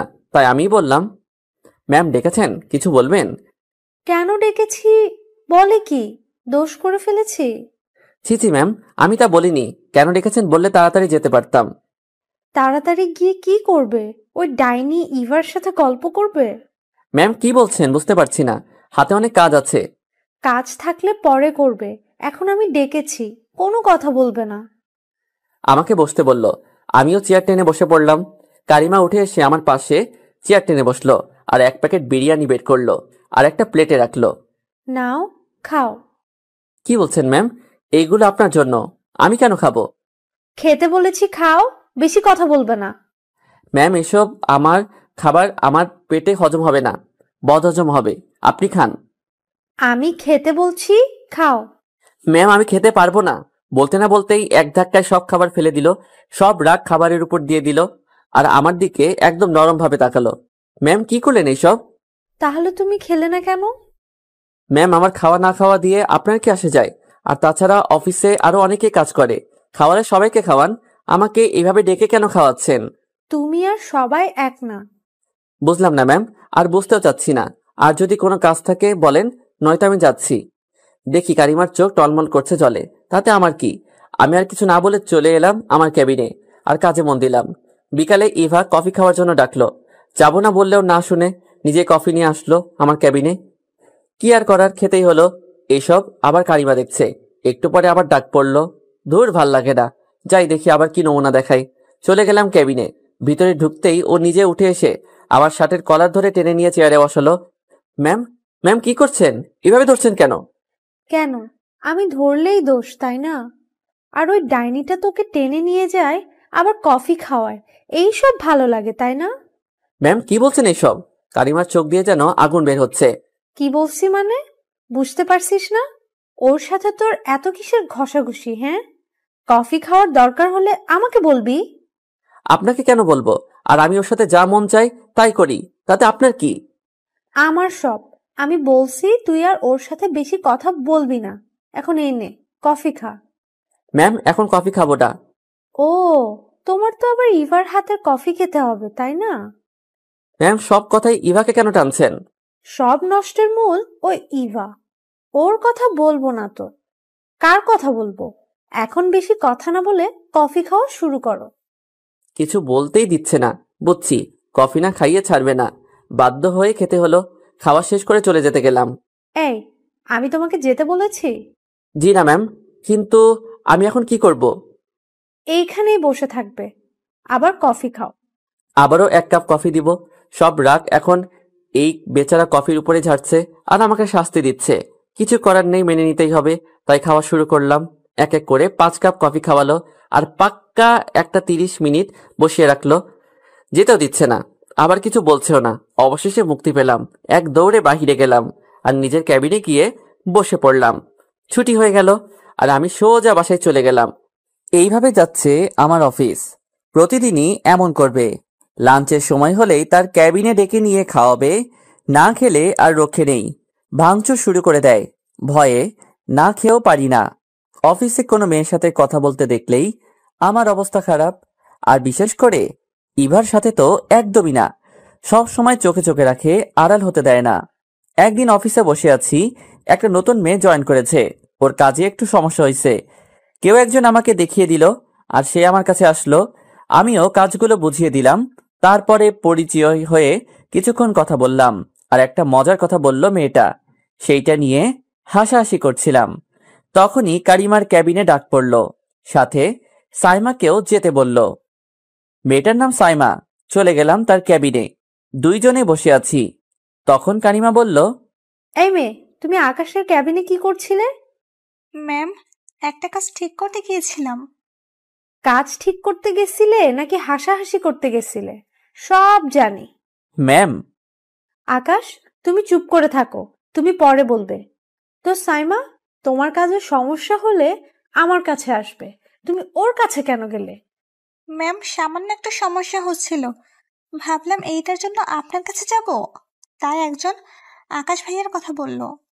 নেক্সট টাইম কোনো সমস্যা হলে সোজা আমার কাছে আসবে। এখন তুমি যাও। জি ম্যাম।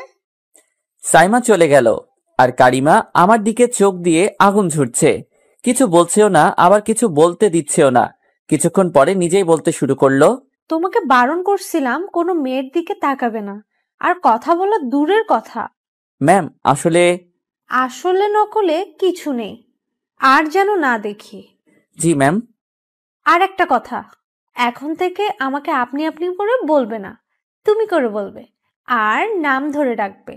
কি বলছেন ম্যাম? আবার ম্যাম বলছো? একবার বলেছি, আবার যেন বলা না লাগে। কিন্তু ম্যাম এইটা আমার দ্বারা সম্ভব নয়। আর তাছাড়া আমি আপনাকে নাম ধরে বা তুমি করে কেন বলবো? বেশি কথা না বলে যা বলতে বলছি তাই করবে। ম্যাম আমি পারবো না। না বলতেই কলার ধরে টেনে তুলে ধাক্কাতে ধাক্কাতে দেওয়ালের সাথে মিশালো। তোমাকে পারতে হবে, আমি বলতে বলছি তুমি বলবে। ম্যাম কি করছেন? ছাড়ুন। না, আগে বলো। না আমি পারবো না। আকাশ, আমাকে বাধ্য করো না তোমাকে দিয়ে বলাতে, নিজেই বলো। কি করবেন? সেই পুরনো কাজটা? এইসব করে আপনি কি প্রমাণ করতে চাইছেন? দেখুন, আমি আপনার অফিসে কাজ করি, তার মানে এই নয় যে আপনি যা ইচ্ছে করবেন। এসব করে কিছু প্রমাণ করার দরকার নেই। আকাশ, আমি কিছু প্রমাণ করতে চাইছি না, আর না কিছু শো করতেও চাচ্ছি না। আমি শুধু বলতে চাই আমি তোমাকে ভালোবাসি। কি বললেন? ভালোবাসেন?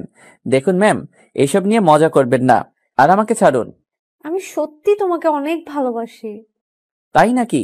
তা আমাকে কেন ভালোবাসেন? আবার কিছু করার জন্য? আবার অপমান করার জন্য? আকাশ, ওই দিনের ঘটনার আগে থেকে আমি তোমাকে ভালোবাসি।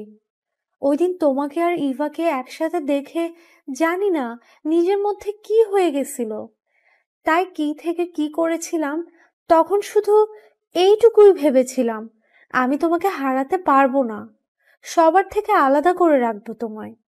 তুমি অফিস থেকে চলে যাওয়ার পর তোমার শূন্যতা অনুভব করতে পারছি, বুঝতে পারছি আমি তোমাকে কতটা ভালোবাসি।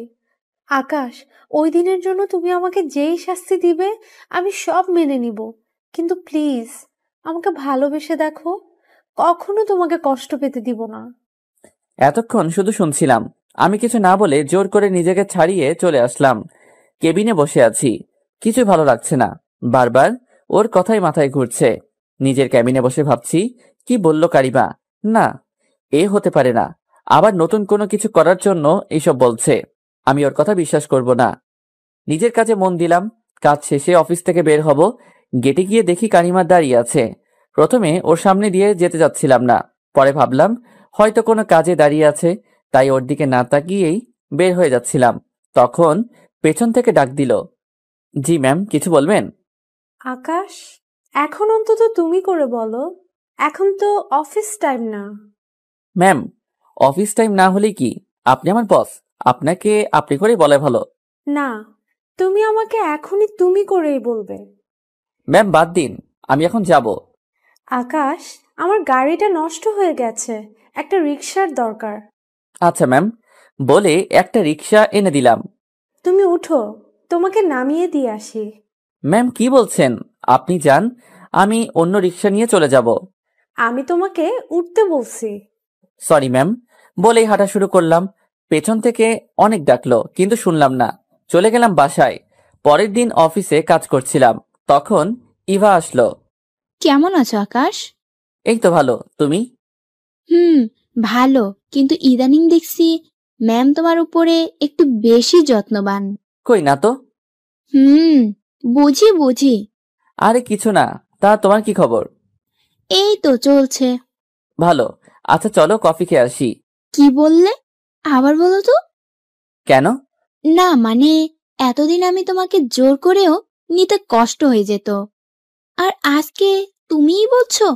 বুঝতে পারছি, খাবে না তো? আরে এইটা আমি কখন বললাম? আচ্ছা চলো। গেলাম কফি খেতে। এইটা আবার কারিমার চোখকে ফাঁকি দিতে পারলাম না, রাগে চোখগুলো লাল করে বসে আছে। কফি শেষ করে ক্যাবিনে গিয়ে বসার আগে ডাক পড়লো কারিমার রুমে। আল্লাহ, তুমি যেন আজকে আবার কি করে। ভয় ভয়ে গেলাম রুমের দরজার সামনে। নক করতে দরজা খুলে এক টানে ভিতরে নিয়ে গেল, আর টেনে চেয়ারে বসিয়ে দিল। অবাক হয়ে দেখছি কি করছে, চোখে টলমল করছে জলে। না জানি এখনই বৃষ্টি নেমে আসে। কিছু বলতে যাব তার আগেই আমার ঠোঁট বন্ধ করে দিল। অবাক হয়ে গেলাম ওর কাজে, কিস করে দিল। চোখের জল আমার মুখে এসে পড়ছে। এক পর্যায়ে ছেড়ে দিয়ে আমার পাশের চেয়ারে বসলো আর কান্না করতে শুরু করলো। আমি স্তব্ধ হয়ে গেলাম, কি করব বুঝে উঠতে পারছি না। ম্যাম প্লিজ কান্না করবেন না, সবাই অন্য কিছু মনে করবে। বলতেই চুপ হয়ে গেল, শুধু চোখ দিয়ে জল গড়িয়ে পড়ছে আর আমার দিকে রাগি চোখে তাকাচ্ছে। আকাশ, কেন বুঝতেছো না? আমি তোমাকে সত্যি সত্যি অনেক ভালোবাসি। প্লিজ একবার আমাকে বিশ্বাস করো। ম্যাম প্লিজ এই কথা আর বলবেন না। কেন বলবো না? তুমি আমাকে ভালোবাসো না? আকাশ, আমি জানি তুমিও আমাকে ভালোবাসো, তাহলে কেন এমন করছো? আমি তোমাকে অনেক ভালোবাসি, তোমাকে ছাড়া আমি বাঁচবো না। অনেক বেশি ভালোবেসে ফেলেছি। ম্যাম আমি গেলাম। আমার কথা এখনো শেষ হয়নি। জি বলুন। তোমাকে আমি বারণ করছিলাম ওই ইভার সাথে কথা না বলতে, তারপরেও কেন কথা বলছো? আজকে আবার কফি খেতে গেলা। আমাকে কষ্ট দিতে ভালো লাগে তোমার, তাই না? ম্যাম আসলে তেমন কিছু না, আমি তো এমনি। থাক, আমি জানতে চাই না কেন গিয়েছিলা, শুধু বলবো আমি তোমাকে ভালোবাসি। ম্যাম আমি পারবো না। কেন পারবে না? আমার মাঝে কি নেই? কিসের কমতি আছে আমার মধ্যে? ম্যাম আপনার মাঝে কোনো কিছুরই কমতি নেই, বরং বেশি সুন্দরী আপনি, কিন্তু আমার দ্বারা সম্ভব নয়। কেন? ম্যাম আমি গেলাম বলেই চলে আসলাম অফিসে। অফিসে বসে তার কথাগুলো ভাবছিলাম, কথাগুলো মাথার মধ্যে ঘুরপাক খাচ্ছে। ভাবছি কি করব এখন আমি।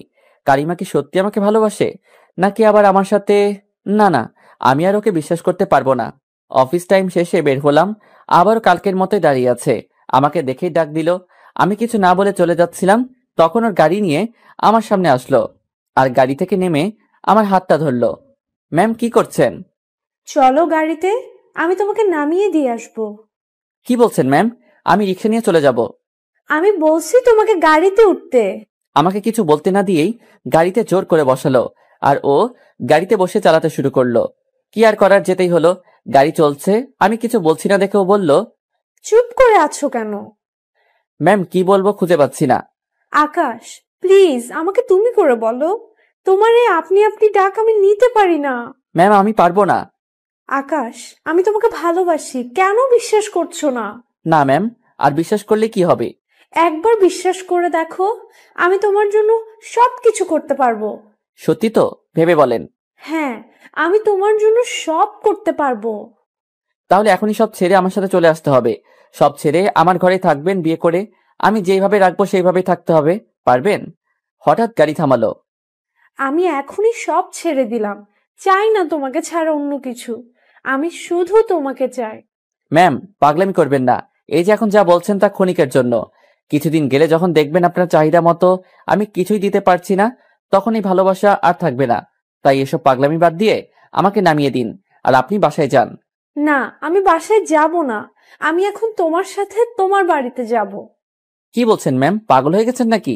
এটা সম্ভব নয়।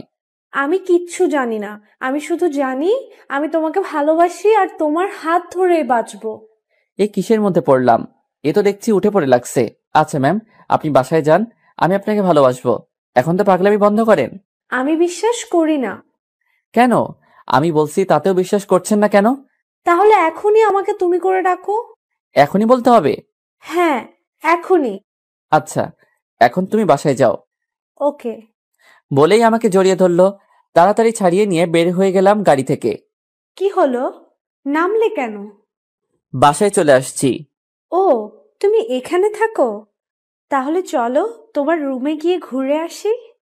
আরে রুমে যাওয়ার কি আছে? রুম অনেক অগোছালো, অন্য একদিন নিয়ে আসবো। সত্যি তো? হুম। আচ্ছা, ঠিক আছে। কোনো মতে বলে কয়ে বাসায় পাঠালাম। বাসায় গিয়ে ফ্রেশ হয়ে একটু রেস্ট নিচ্ছিলাম, তখন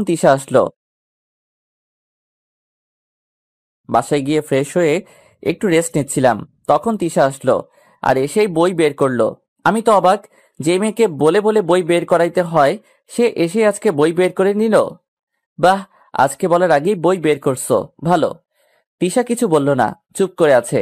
বেশ কিছুক্ষণ পড়ালাম, কিন্তু আজকে একটা বাড়তি কথাও বলছে না। মনে তো হয় কিছু একটা হয়েছে, তাই পড়ানো শেষে জিজ্ঞেস করলাম, তিশা বসো একটু। কেন? আমি চলে যাব, বাসায় কাজ আছে। যাবে, একটু বসো। ওকে বসিয়ে রেখে একটা চকলেট বক্স বের করে দিলাম।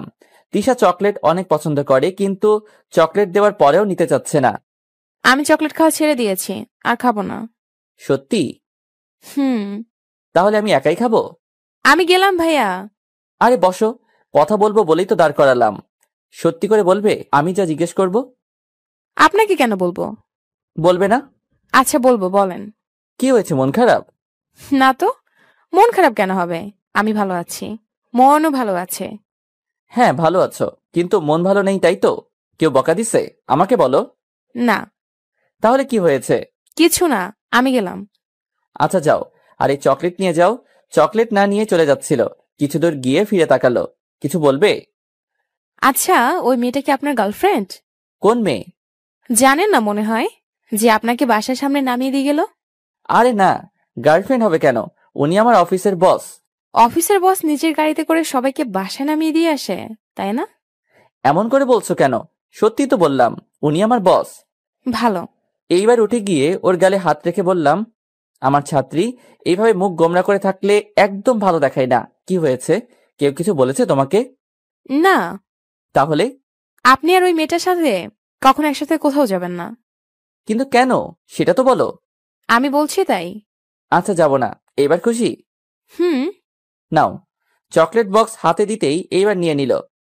তুমি তো খাও না। কে বললো? কই না তো, কেউ বলে নাই। আপনি একটু বেশি শুনেন। এইভাবেই হাসি মুখে থাকবে সব সময়, মনে থাকবে? থাকবে। আচ্ছা এখন যাও। যাক, মেয়েটার মন ভালো করা গেল। সত্যি বলতে মেয়েটা একটু বেশি চঞ্চল, আর সব সময় হাসি খুশি থাকে। ওর গোমরা মুখে একদম ভালো দেখায় না। জানি না কি হয়েছে, রাতে খেয়ে শুয়ে পড়লাম, আর পরের দিনে কথা ভাবছিলাম, কালকে না জানি কি হয় অফিসে। আজকে যা শুরু করছিল, আল্লাহ, খুব বাঁচা বাঁচলাম। সকালে অফিস চলে গেলাম, গিয়ে দেখি আজকে আগে কারিমা চলে আসছে। আমি গিয়ে নিজের ক্যাবিনে বসলাম, তখনই ফোন দিল তার ক্যাবিনে যাওয়ার জন্য। আল্লাহ, এখন যে কি করে কে জানে। মনে হালকা ভয় নিয়ে গেলাম ক্যাবিনে। যেতে একটা হাসি ফ্রি, চেয়ারে বসলাম। জি ম্যাম, কেন ডেকেছেন? আবার যদি ম্যাম বলো তাহলে কিন্তু। তো কি বলবো? নাম ধরে ডাকবে, আর তুমি করে বলবে। কি বলছেন এসব? অফিসে সবাই জানতে পারলে কি হবে ভেবেছেন? আমি তোমাকে সবার কথা ভাবতে বলি নাই। তুমি এখন এই মুহূর্তে আমার নাম ধরে ডাকবে, আর তুমি করে বলবে। প্লিজ ম্যাম, এটা কিন্তু বেশি হয়ে যাচ্ছে। বেশির কি দেখছো তুমি? আমি যা বললাম তাই করো। আচ্ছা আচ্ছা, রাগ করো না। হুম। আচ্ছা, আপনি করে বললে কি প্রবলেম? আমি তোমাকে ভালোবাসি আর তুমিও আমাকে ভালোবাসো, তাই আমাকে তুমি করেই বলবে। আচ্ছা বলবো, কিন্তু সবাই। বলছি না সবার চিন্তা তোমাকে করতে হবে না। এখন কফি খাও। 2 মগ কফি এনে দিল, কি আর করার, খেতেই হবে। খাওয়া শেষ করে যেতে চাইলাম। যাওয়ার জন্য এত ব্যস্ত হচ্ছ কেন? ওইখানে গিয়ে ওই ডাইনিটার সাথে কথা বলবে, তাই না? আমি আর একবার যদি দেখি তুমি ওর সাথে কথা বলছো। আচ্ছা, আমি ওর সাথে কথা বললে সমস্যা কোথায়? আমরা শুধু ফ্রেন্ড, ও আমার অনেক ভালো ফ্রেন্ড। আমি এত সব বুঝি না, তুমি কথা বলবে না। আচ্ছা বলবো না, হ্যাপি? অন্যে। আচ্ছা আমি গেলাম, অনেক কাজ পড়ে আছে। উফ, তোমার শুধু কাজ আর কাজ।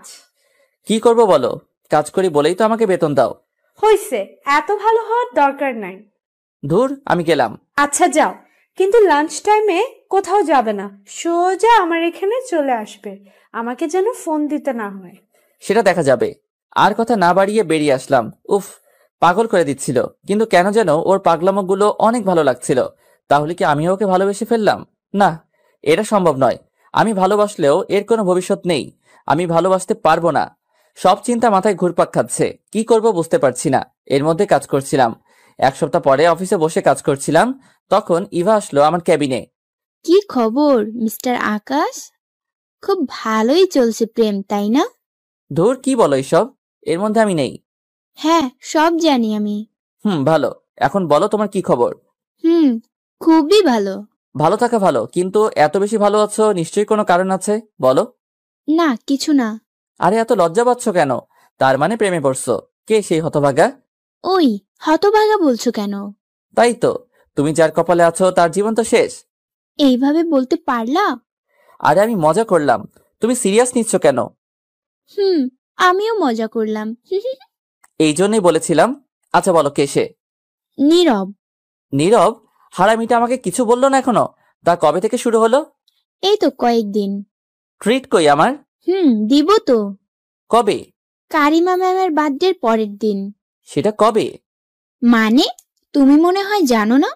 না তো, কি বলছে কিছুই মাথায় ঢুকছে না, সব মাথার উপর দিয়ে যাচ্ছে। হইছে, আর বলতে হবে না, বুঝি তো সব। কিছু বলতে চাচ্ছ না। তা ম্যামের বার্থডেতে কি গিফট দেবা? আরে সত্যি আমি জানি না, আর গিফট তো পরের কথা। কি বলো? এই দেখো, আমাদের সবাইকে ইনভাইট কার্ড দিছে। কালকে অফিস বন্ধ থাকবে, সবাইকে সন্ধ্যায় তার বাসায় যেতে হবে। ও আচ্ছা। তা বললে না কি গিফট দেবা? আরে গিফটের কথা বলা যায় নাকি কাউকে? এইটা সিক্রেট। বুঝি তো। আচ্ছা দিও। আচ্ছা যাও। ইভা চলে গেল, আর আমি ভাবছি কারিমা আমাকে বলল না ওর বার্থডের কথা, অথচ অফিসের সবাই জানে, শুধু আমি ছাড়া। মনটা অনেক খারাপ হয়ে গেল। আমাকে তো একবার বলতে পারতো। অফিস টাইম শেষ হওয়ার আগেই বের হয়ে বাসায় চলে গেলাম। বাসায় গিয়ে ফ্রেশ হয়ে রেস্ট নিলাম। সন্ধ্যায় একটু ঘুরতে বের হলাম, তারপর বাসায় চলে আসলাম। রাতে তিশা আসলো, ওকে পড়িয়ে বিদায় করলাম। রাতে ঘুমিয়ে পড়লাম। সকালে ঘুম থেকে আর উঠলাম না, অনেক বেলা করে ঘুমালাম। জানি আজকে অফিস নাই, তাই নিশ্চিন্তে ঘুমাবো, কিন্তু ঘুমাতে আর পারলাম কই। একটু পরে কে যেন দরজা নক করছে। উফ, মনে হচ্ছে দরজা ভেঙে ফেলবে। দরজা খুলে তো আমার চোখ কপালে। এ কি, কারিমা এত সকালে, তাও আবার আমার বাসায়? ম্যাম, আপনি এত সকালে আমার বাসায়? এক থাপ্পড় দিব, বলছি না আমাকে তুমি করে বলতে। আর ম্যাম কি? হ্যাঁ, আমি তোমার কোন স্কুলের মাস্টার? সরি ম্যাম, সরি কারিমা। এখন বলো, কালকে আমাকে না বলে চলে আসছিলা কেন? আসলে একটু কাজ ছিল, তাই চলে আসতে হয়েছিল। বুঝলাম, তাই বলে একবার বলে আসবে তো। আচ্ছা সরি।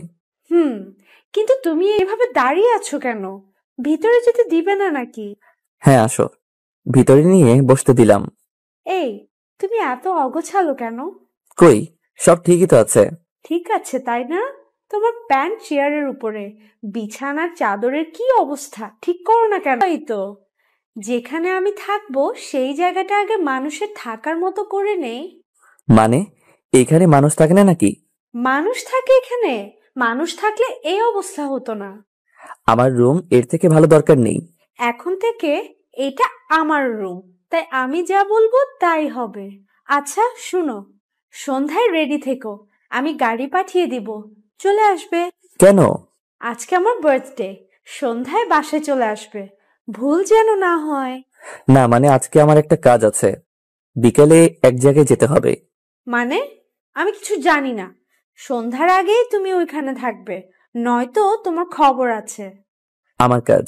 তোমার জীবন আগে নাকি কাজ? ঠিক সময়ের আগেই চলে আসবে, শুধু রেডি থেকো, আমার ড্রাইভার এসে নিয়ে যাবে। এখন আমি গেলাম। আচ্ছা। কারিমা চলে গেল। থাকার জন্য আর বললাম না, এমনি যা শুরু করছে, আবার থাকতে বললে সত্যি সত্যি থেকে না যায়। কিন্তু আমি ভাবছি আমি কি যাব নাকি যাব না। দূর যাব না। যেখানে সবার আগে আমার জানার কথা ছিল সেইখানে আমি কিছু জানি নাই, আমাকে অন্য কেউ বলে। মাথায় কোনো টেনশন নেই, তাই আবার শুয়ে পড়লাম আর দিলাম এক ঘুমে 12টা। উঠে ফ্রেশ হয়ে গোসল করে খাওয়া দাওয়া করে নিলাম। বিকালে তিশাকে পড়িয়ে বাসায় আসলাম আর ভাবলাম একটু পরেই যদি যাওয়া লাগে তার আগেই আমি অন্য কোথাও চলে যাই, পরে বলে দিব কাজ ফেলে আসতে পারি নাই। যেই ভাবা সেই কাজ।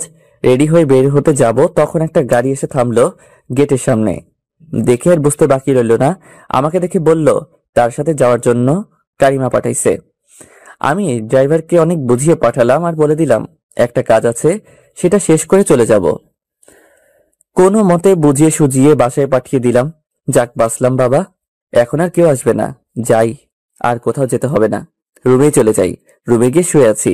একটু পরে আবার দরজায় নক। খুলে দেখি ড্রাইভার আবারও আসছে। এখন কি বলি? তারপর বললাম তুমি যাও, আমি আসছি।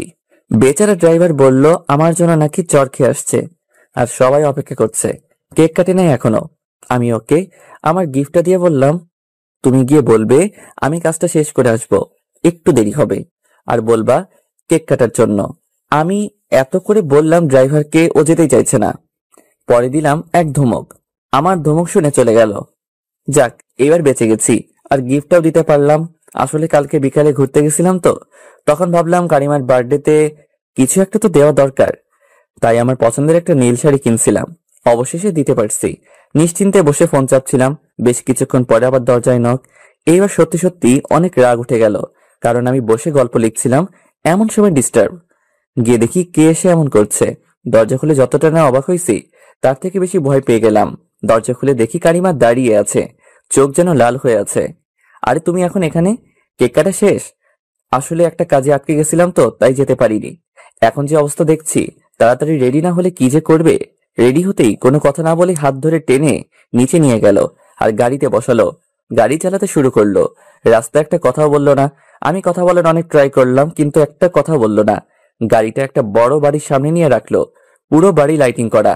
তারপর নেমে গেলাম। তারপরে আবার হাত ধরে টেনে নিয়ে গেল সবার সামনে দিয়ে, আর সবাই তাকিয়ে আছে আমার দিকে। কেমন লাগছিল?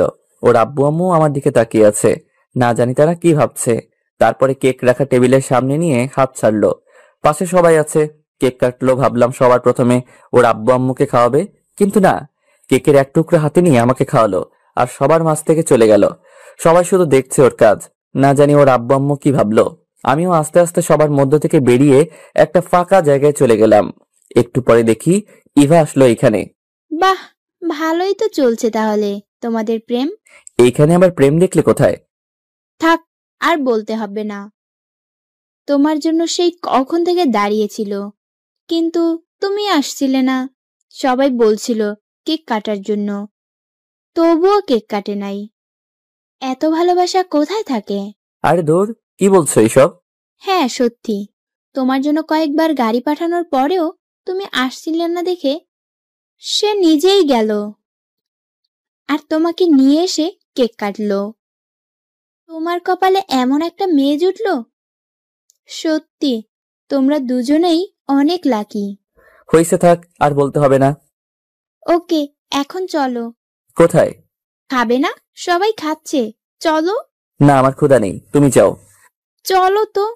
তারপরে গেলাম আর গিয়ে সবার সাথে খেতে বসলাম। যখনই খাওয়া শুরু করব, কোথা থেকে যেন কারিমা চলে আসলো আর দেখলো আমি ইভার পাশে বসে আছি। সোজা হাত ধরে টেনে তুললো। সবাই অবাক হয়ে গেল। আমাকে কিছু বলার সুযোগ না দিয়েই ভিতরে নিয়ে গেল। দেখি টেবিলে ওর আব্বু আম্মু বসে আছে। আমি গিয়ে সালাম দিলাম। আমি বসতে চাচ্ছিলাম না ওদের সাথে, এইদিকে স্যারও বলছিল, তাই বসে পড়লাম। কারিমাও আমার পাশে বসলো। খাওয়ার সময়ও আর একটা কথা বললো না কারিমা। খাওয়া শেষে আমাকে নিয়ে ছাদে চলে গেল। দুইজনেই দাঁড়িয়ে আছি, কেউ কিছুই বলছি না। কারিমার রাগ এখনো কমে নাই। কেউ কিছু বলছি না দেখে আমি কথা বলা শুরু করলাম। এখনো রেগে আছো? সরি। আরে একটা কাজে আটকে। চুপ করো, আর একটাও মিথ্যাও বলবে না। কেন তুমি আসতে চাচ্ছিলে না?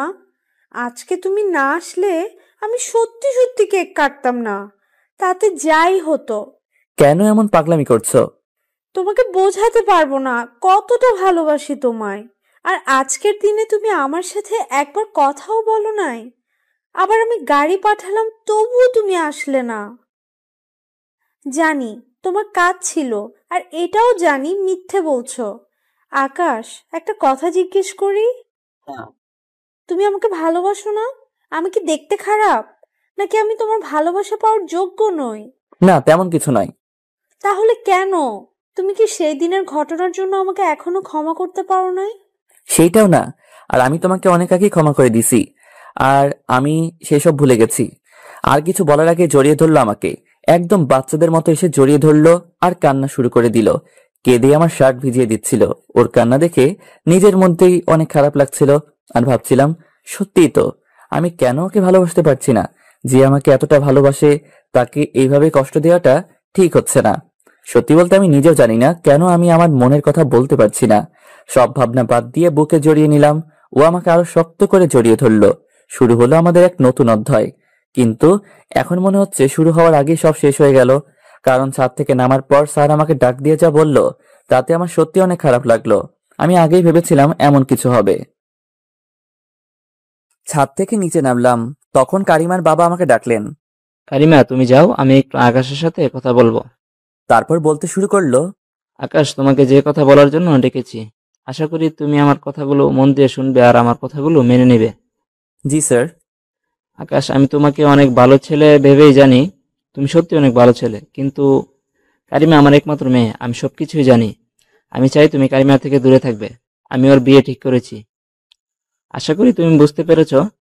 কারিমা অনেক জেদি, তুমি সব সামলে নিবে, তুমি ওর থেকে দূরে থাকবে, বিনিময়ে তুমি যা চাইবে তাই পাবে। মনে মনে বললাম, চৌধুরী সাহেব, আমি গরিব হতে পারি, কিন্তু আমারও একটা মন আছে। কিন্তু মুখে অন্য কিছু বললাম। জি স্যার, আমি সব করব, আর আমার কিছুই চাই না। ধন্যবাদ স্যার, আমি আসছি। আর এক মুহূর্ত না দাঁড়িয়ে চলে আসলাম। নিচে কারিমা আমাকে দেখে বলল, কি হয়েছে? কি বললো আব্বু? না তেমন কিছু না, আমার বাসার সবাই কেমন আছে তাই জিজ্ঞেস করলো, আর অফিসের কাজ কেমন চলছে এইসব। ও আচ্ছা, চলো। না, আমি চলে যেতে পারবো, তুমি বাসায় যাও। তোমার বাসা ভর্তি মেহমান, তুমি থাকো, আমি যেতে পারবো। বেশি কথা না বলে গাড়িতে বসো। তারপরে জোর করে বসালো আর গাড়ি চালাতে শুরু করলো। কেউ কোনো কথা বলছি না। তখন কারিমা বলল, আকাশ, কি হয়েছে তোমার? কথা বলছো না কেন? কই না তো। আজকে তোমার উপরে যা রাগ হচ্ছিল না, আর তার থেকে অনেক বেশি কষ্ট পাচ্ছিলাম। কেন? আমি তোমাকে কতবার আসতে বললাম, আর তুমি আসলে না। গাড়ি পাঠালাম তবুও আসলে না। সরি। এখন সরি বললে হবে না, তাহলে? একটা কিস দিতে হবে। পাগল হলে নাকি? কি বলছো এইসব? পাগল হব কেন? তুমি দেবে কি না তাই বলো। না, আমাকে নামিয়ে দাও, বাসায় চলে আসছি। আসুক, আমাকে কিস না দিয়ে যেতে পারবে না। পাগলামি করো না। আর কিছু বলতে না দিয়ে গাড়ির মধ্যেই কিস করে দিল। তাড়াতাড়ি ছাড়িয়ে নেমে পড়লাম আর বাসায় চলে গেলাম। কারিমাও বাসায় চলে গেল। আর আমি শুয়ে শুয়ে ভাবছি, সত্যি স্যার যা বললেন ঠিক বলেছেন। আমার আর কারিমার যায় না। কোথায় আমি আর কোথায় কারিমা? স্বপ্ন স্বপ্নই ভালো, বাস্তবে তা পূরণ করা যায় না। হ্যাঁ, আমি সব ভুলে যাব, মনে করব স্বপ্ন ছিল সবকিছু। আমার কথাগুলো আর বলা হবে না, আর বলবোও না। পরের দিন অফিসে গেলাম। এখন কারিমার পাগলামিগুলো আরো বেড়েছে। যখন তখন ওর কেবিনে ডাকে, জড়িয়ে ধরে নিজে খাইয়ে দেয়। মনে হচ্ছে আমাকে নিয়ে ও অনেক খুশি আছে। কিন্তু এটা যে ক্ষণিকের জন্য। এইভাবে চললে স্যারকে আমি কথা দিয়েছি, সেটা আমি রক্ষা করতে পারবো না। কিছুদিন পরে দুপুরে অফিসে বসে কাজ করছিলাম। তখন লাঞ্চের টাইমে আমাকে ডাকলো, আর আমিও গেলাম। হ্যাঁ, এখনই সব বলতে হবে। চলে গেলাম ওর ক্যাবিনে। আসবো? তোমাকে অনুমতি নিতে কে বলেছে? না মানে একটা ভদ্রতার ব্যাপার আছে। তোমাকে আমার সামনে এত ভদ্র হতে কে বলেছে? ঠিক আছে, আমার ভুল হয়েছে, এখন বলো। বলো মানে? তুমি এখন এখানে বসো, খাবার আসছে। না, আমি এখন খাবো না। কেন? এমনি। কেন খাবে না সেটা বলো। বললাম তো এমনি। কারিমা, আমি কিছু বলতে যাচ্ছি। কি বলবে বলো? আমার মনে হয় এসব এখানে বন্ধ করা উচিত। মানে কিসের কথা বলছো তুমি? কারিমা, তুমি ভালো করেই জানো। কি বলছো আমি ঠিক বুঝতে পারছি না। তুমি এমন পাগলামি কেন করছো? তুমি আমার থেকে অনেক ভালো ছেলে পাবে। আমার মনে হচ্ছে তোমার আমাকে নিয়ে এইভাবে পাগলামির কোনো মানেই হয় না। কারিমা, আমি তোমাকে ভালোবাসি না। আকাশ, এখন আমি একদম মজা করার মুডে নেই, ভালো লাগছে না। সো মজা করো না। আমি মজা করছি না, সত্যি। আর কিছু বলার আগেই আমার টেবিলের উপরে সবকিছু ফেলে দিল। বলছি আমার এখন মজা করা ভালো লাগছে না। আবারও বলছি আমি মজা করছি না, সত্যি বলছি। আমি এত কিছু জানি না, আমাকে তোমার ভালোবাসতে হবে। কারিমা, প্লিজ পাগলামি করো না। সবকিছু জোর করলেই হয় না। আমি তোমাকে ভালোবাসতে পারবো না। কেন পারবে না? কিসের অভাব আছে আমার মাঝে? কেন ভালোবাসবে না? অনেক জোরে জোরে চিৎকার করে বলছিল। প্লিজ এমন পাগলামো করো না। ঠিক আছে, শান্ত হয়ে বলছি, বলো কেন ভালোবাসবে না আমাকে? এখন কি বলবি? শেষে আর কিছু খুঁজে না পেয়ে বললাম, আমি একজনকে ভালোবাসি। আমি বিশ্বাস করি না তুমি আমাকে ভালোবাসো। তুমি শুধুই আমার, আমি তোমাকে আর অন্য কাউকে ভালোবাসতে দিব না। হ্যাঁ হ্যাঁ, আমি একজনকে ভালোবাসি। অনেকদিন থেকে আমাদের রিলেশন। প্লিজ আমাকে ক্ষমা করে দাও। ও চেয়ার ছেড়ে উঠে এসে আমাকে জড়িয়ে ধরলো আর কান্না শুরু করে দিল। আকাশ, প্লিজ বলো এইসব মিথ্যে। আমি সত্যি তোমাকে অনেক ভালোবাসি। আমি তোমাকে ছাড়া বাঁচবো না, আমি মরে যাব সত্যি। অনেক কষ্টে নিজেকে ছাড়িয়ে নিয়ে বললাম, কারিমা, আমি ওকে কষ্ট দিতে পারবো না, আর না পারবো তোমাকে ভালোবাসতে। বলে বের হয়ে চলে আসলাম। আর ও পেছন থেকে টেনে ধরছিল। বের হওয়ার পরে চিৎকার করে বলছে, আমি যদি তোমাকে না পাই তাহলে আমি নিজেকে শেষ করে ফেলবো। আমি আর কিছু না শুনে নিজের ক্যাবিনে চলে আসলাম। কিছুই ভালো লাগছে না, বসে আছি। নিজের অজান্তেই চোখের কোণা দিয়ে জল এসে পড়ছে। অনেক কষ্টে কিছু কাজ করলাম, তারপরে বাসায় চলে গেলাম। সন্ধ্যায় তিশা পড়তে আসলো। কিছুই ভালো লাগছে না, তাই ওকে পড়াবো না বলে দিলাম। হয়তো ও বুঝতে পেরেছে আমার মন খারাপ, তাই ও আর বেশি কথা না বাড়িয়ে চলে গেল। রাতে শুয়ে শুয়ে ডিসিশন নিলাম, জবটা আমি ছেড়ে দিব। কারণ ওইখানে থাকলে কারিমা যখনই আমার সামনে আসবে নিজেকে ধরে রাখতে পারবো না, ওর থেকে নিজেকে ফিরাতেও পারবো না। তাই পরের দিন অফিসে গেলাম না। আমাকে অফিসে না দেখে তখনই আমার বাসায় চলে আসলো। ভিতরে ঢুকবে তখনই তিশার সাথে দেখা। আপনি আবার কোথায় যাচ্ছেন? এইখানে আকাশ থাকে না? হ্যাঁ, কিন্তু তার কাছে আপনার কি কাজ? আর আপনিই বা কে? আমি যেই হই, তুমি জেনে কি করবে? কারণ আমি আকাশের গার্লফ্রেন্ড, আর আমার এটা জানার অধিকার আছে। আগে বলেন আপনি আকাশের কিন হন। না, কিচ্ছু না। ওইখান থেকে কান্না করতে করতে চলে গেল। আর তিশা মনে মনে বলছে, আমার থেকে আমার আকাশকে নিয়ে যাবে? সেটা তো আমি হতে দিব না। আমি আকাশকে অনেক ভালোবাসি। আসলে সেই দিন আমাদের একসাথে দেখেছিল তো, আমাকে নামিয়ে দিয়ে গেল বাসায়। কারিমা বাসায় চলে গেল আর দরজা বন্ধ করে দিল। অনেক কান্না করছে। ওর আব্বু আম্মু অনেক ডাকছে, শুনছে না। আরো একদিন পরে আমি অফিসে গেলাম, কারণ আমি আর জব করব না, তাই রিজাইন দিতে গেলাম। আর সেই কাগজ পিয়নের কাছে দিয়ে চলে আসলাম। বাসায় এসে ভাবছি নতুন জবের জন্য অ্যাপ্লাই করব, সব ভুলে যাব। মন খারাপ করে বাসায় আসলাম। বিকালে তিশাকে পড়ালাম। পড়া শেষে বলল, ভাইয়া, তোমার কি মন খারাপ? কই না তো। আমি জানি তোমার মন খারাপ। হ্যাঁ, তুমি একটু বেশি জানো। ভাইয়া, কালকে আমার সাথে তোমাকে যেতে হবে। কোথায়? কালকে আমার একটা ফ্রেন্ডের বার্থডে, আমি যাব, তুমিও সাথে যাবে। আমি গিয়ে কি করব?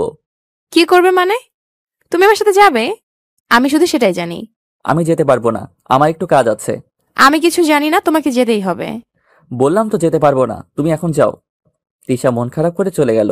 ওইদিকে কারিমা মন খারাপ করে রুমে বসে আছে আর শুধু কান্না করছে। রুম থেকে বের হচ্ছে না। ওর আব্বু আম্মু যতই জিজ্ঞেস করছে কিছুই বলছে না। সারা দিনেও কিছু খায় নাই আর শুধুই কান্না করছে। একটু পরে তিশার আব্বু আসলো আমার রুমে। আসসালামু আলাইকুম আঙ্কেল, আপনি আসতে গেলেন কেন? আমাকে বললেই আমি যেতাম। সমস্যা নেই, তোমাকে একটা কথা বলতে এসেছি। জি আঙ্কেল, বলেন। কালকে তিশার এক বান্ধবীর জন্মদিন, ও আবার একা একা যেতে পারবে না, কেউ সাথে গেলে ভালো হতো। তাই ভাবছিলাম তুমি যদি সাথে যেতে। সমস্যা নেই আঙ্কেল, কালকে আমি নিয়ে যাব। তারপরে আঙ্কেল চলে গেল। কি মেয়েরে বাবা, বাপকে পাঠাইছে রাজি করানোর জন্য, ফাজিল একটা। পরের দিন বিকালে রুমে বসেছিলাম আর গেমস খেলছিলাম ফোনে, তখন দরজায় নক করলো। দরজা খুলে দেখি তিশা দাঁড়িয়ে আছে, একটা শাড়ি পরছে, দারুণ লাগছে। আমাকে ধাক্কা দিয়ে বলল, কি দেখছো? কই না তো, কিছু না। কিন্তু তুমি এখন এখানে কেন, আবার শাড়ি পরে আসছো? মনে নেই? আজকে আমার সাথে যাওয়ার কথা আমার বান্ধবীর বার্থডেতে। ও, আমি তো ভুলেই গেছিলাম। তুমি রুমে বসো, আমি রেডি হয়ে আসছি। আমি ওয়াশরুমে গিয়ে ফ্রেশ হয়ে আসলাম, তারপরে রেডি হয়ে নিলাম, তারপরে বের হলাম। দুইজনে একটা রিক্সা নিলাম। রিক্সায় বসে আছি। আমি যতটা পারছি দূরে সরে বসছি, ও ততই কাছে আসছে। আরে এমন করছো কেন? পড়ে যাবো তো। ওইদিকে এসে বসো। তুমি এই দিকে চেপে আসছো কেন? আমার শীত লাগছে তাই।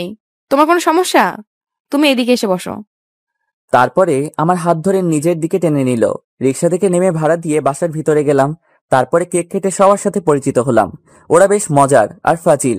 অনেক দুষ্টামি করলাম। পরে রাত 8টার দিকে বাসায় আসলাম। রুমে ঢুকতেই আমার ফোনে কল আসলো। ফোন বের করে দেখি কানিমার আব্বু কল দিয়েছে। আসসালামু আলাইকুম স্যার। হঠাৎ এমন সময় ফোন দিলেন? ওনার কণ্ঠ শুনে মনে হচ্ছে কান্না করছেন। আমার কথা শুনে কান্না আর আটকে রাখতে পারেন নাই, কেঁদেই দিলেন। আর যা বললেন তাতে আমার কানকেও বিশ্বাস করাতে পারছি না। আকাশ, কারিমা হাসপাতালে। কি বলছেন স্যার? কি হয়েছে ওর? আকাশ, আমি কিছুই জানি না ওর সাথে তোমার কি হয়েছে। আকাশ, আমার মেয়েটা বাঁচবে তো? স্যার আপনি শান্ত হন, কি হয়েছে খুলে বলুন। জানি না, তবে কয়েকদিন ধরে ও রুমের মধ্যে দরজা আটকে রেখে সবসময় কান্না করে। কতবার জিজ্ঞেস করেছি কিন্তু কিছুই বলে নাই। আজকে রুম থেকে বের হয়ে গাড়ি নিয়ে কোথায় যেন গেল। ফিরে এসে বাসার সবকিছু ভাঙচুর করেছে। রুমের ভিতরে গিয়ে দেখি ও হাত কেটে ফেলেছে, অনেক রক্ত বের হয়েছে। আমরা দেখতে পেয়ে ওকে হাসপাতালে নিয়ে আসলাম। কোন হাসপাতালে? স্কয়ার হাসপাতালে। চিন্তা করবেন না স্যার, আমি আসছি, কিছু হবে না ওর। ফোন রেখে দিলাম দৌড়। তাড়াতাড়ি স্যারের বলা হাসপাতালে চলে গেলাম। আর গিয়ে দেখি আঙ্কেল আন্টি বাহিরে বসে আছেন আর কান্না করছেন। আমাকে দেখে আরো কেঁদে দিলেন। আমি গিয়ে তাদের পাশে বসলাম। একটু পরে ডাক্তার বের হয়ে আসলেন। ডাক্তার বলল ওর হাতে জখমটা অনেক বেশি, হাতে শিরা কেটে গেছে, এর জন্য অনেক ব্লাড বের হয়েছে। এখন ইমিডিয়েটলি ব্লাড দিতে হবে। এখানে 1 ব্যাগ আছে, আরো 3 ব্যাগ লাগবে। যত তাড়াতাড়ি সম্ভব জোগাড় করতে হবে। ডাক্তারের কথা শুনে মাথা ঘুরে গেল। এখন ব্লাড কোথায় পাই? কারিমা এখনো অজ্ঞান হয়ে আছে। 1 ব্যাগ রক্ত দিচ্ছে, এর মধ্যে আরো 3 ব্যাগ রক্ত ম্যানেজ করতে হবে। ফেসবুকে ব্লাড ডোনেশন গ্রুপে পোস্ট দিয়ে দিলাম। এত রাতে কেউ ফোন দিচ্ছে না। পরে মনে পড়লো আমার এক বন্ধু আছে, ওর সাথে ম্যাচ করবে। আমি 1 ব্যাগ দিলাম আর ওকে জরুরি ফোন করে আনলাম আর একজনকে সাথে করে নিয়ে আসলো। অবশেষে রক্তের ব্যবস্থা করা হলো। সারা রাত বসে আছি। কারিমার এখনো কোনো হুঁশ নেই। বাহিরে নেঞ্চে বসে বসে বসে আছি বাহিরে বেঞ্চে বসে আছি। তখন আমার কাঁধে কেউ হাত রাখলো। তাকিয়ে দেখি স্যার। আকাশ, তোমাকে কৃতজ্ঞতা জানানোর ভাষা আমার জানা নেই, আর তোমার থেকে ক্ষমা চাওয়ার মতো আমার মুখও নেই। স্যার কি বলছেন এসব? প্লিজ কান্না করবেন না, সব ঠিক হয়ে যাবে। বাবা, আমাকে তুমি ক্ষমা করে দাও। কি বলছেন স্যার? আপনি কেন ক্ষমা চাচ্ছেন? আপনি আমার বাবার বয়সের। প্লিজ আমার কাছে ক্ষমা চেয়ে নিজেকে ছোট করবেন না। ভোরের আলো ফুটে উঠেছে। নাগরিক পাখি চিৎকার দিয়ে জানান দিচ্ছে সকাল হয়েছে। এমন সময় কারিমার জ্ঞান ফিরল। সবাই ভিতরে গেল। আমি বসে আছি আর ভাবছি সব আমার জন্যই হয়েছে। ভিতরে আঙ্কেল আন্টি কথা বলছেন, দুইজনে কান্না করছেন। বেশ কিছুক্ষণ পরে তারা বের হলেন। আন্টি বললেন আমাকে গিয়ে দেখে আসতে, কারিমা ডাকছে। ভিতরে গিয়ে কি বলবো, কিভাবে সরি বলবো ভেবে পাচ্ছি না। গেলাম ভিতরে। আমাকে দেখে অন্যদিকে মুখ ঘুরিয়ে ফেললো। বুঝতেই পারছি অনেক রাগ অভিমান জমে আছে। কোথা থেকে শুরু করবো ভেবে পাচ্ছি না। কারিমার পাশে গিয়ে বসলাম।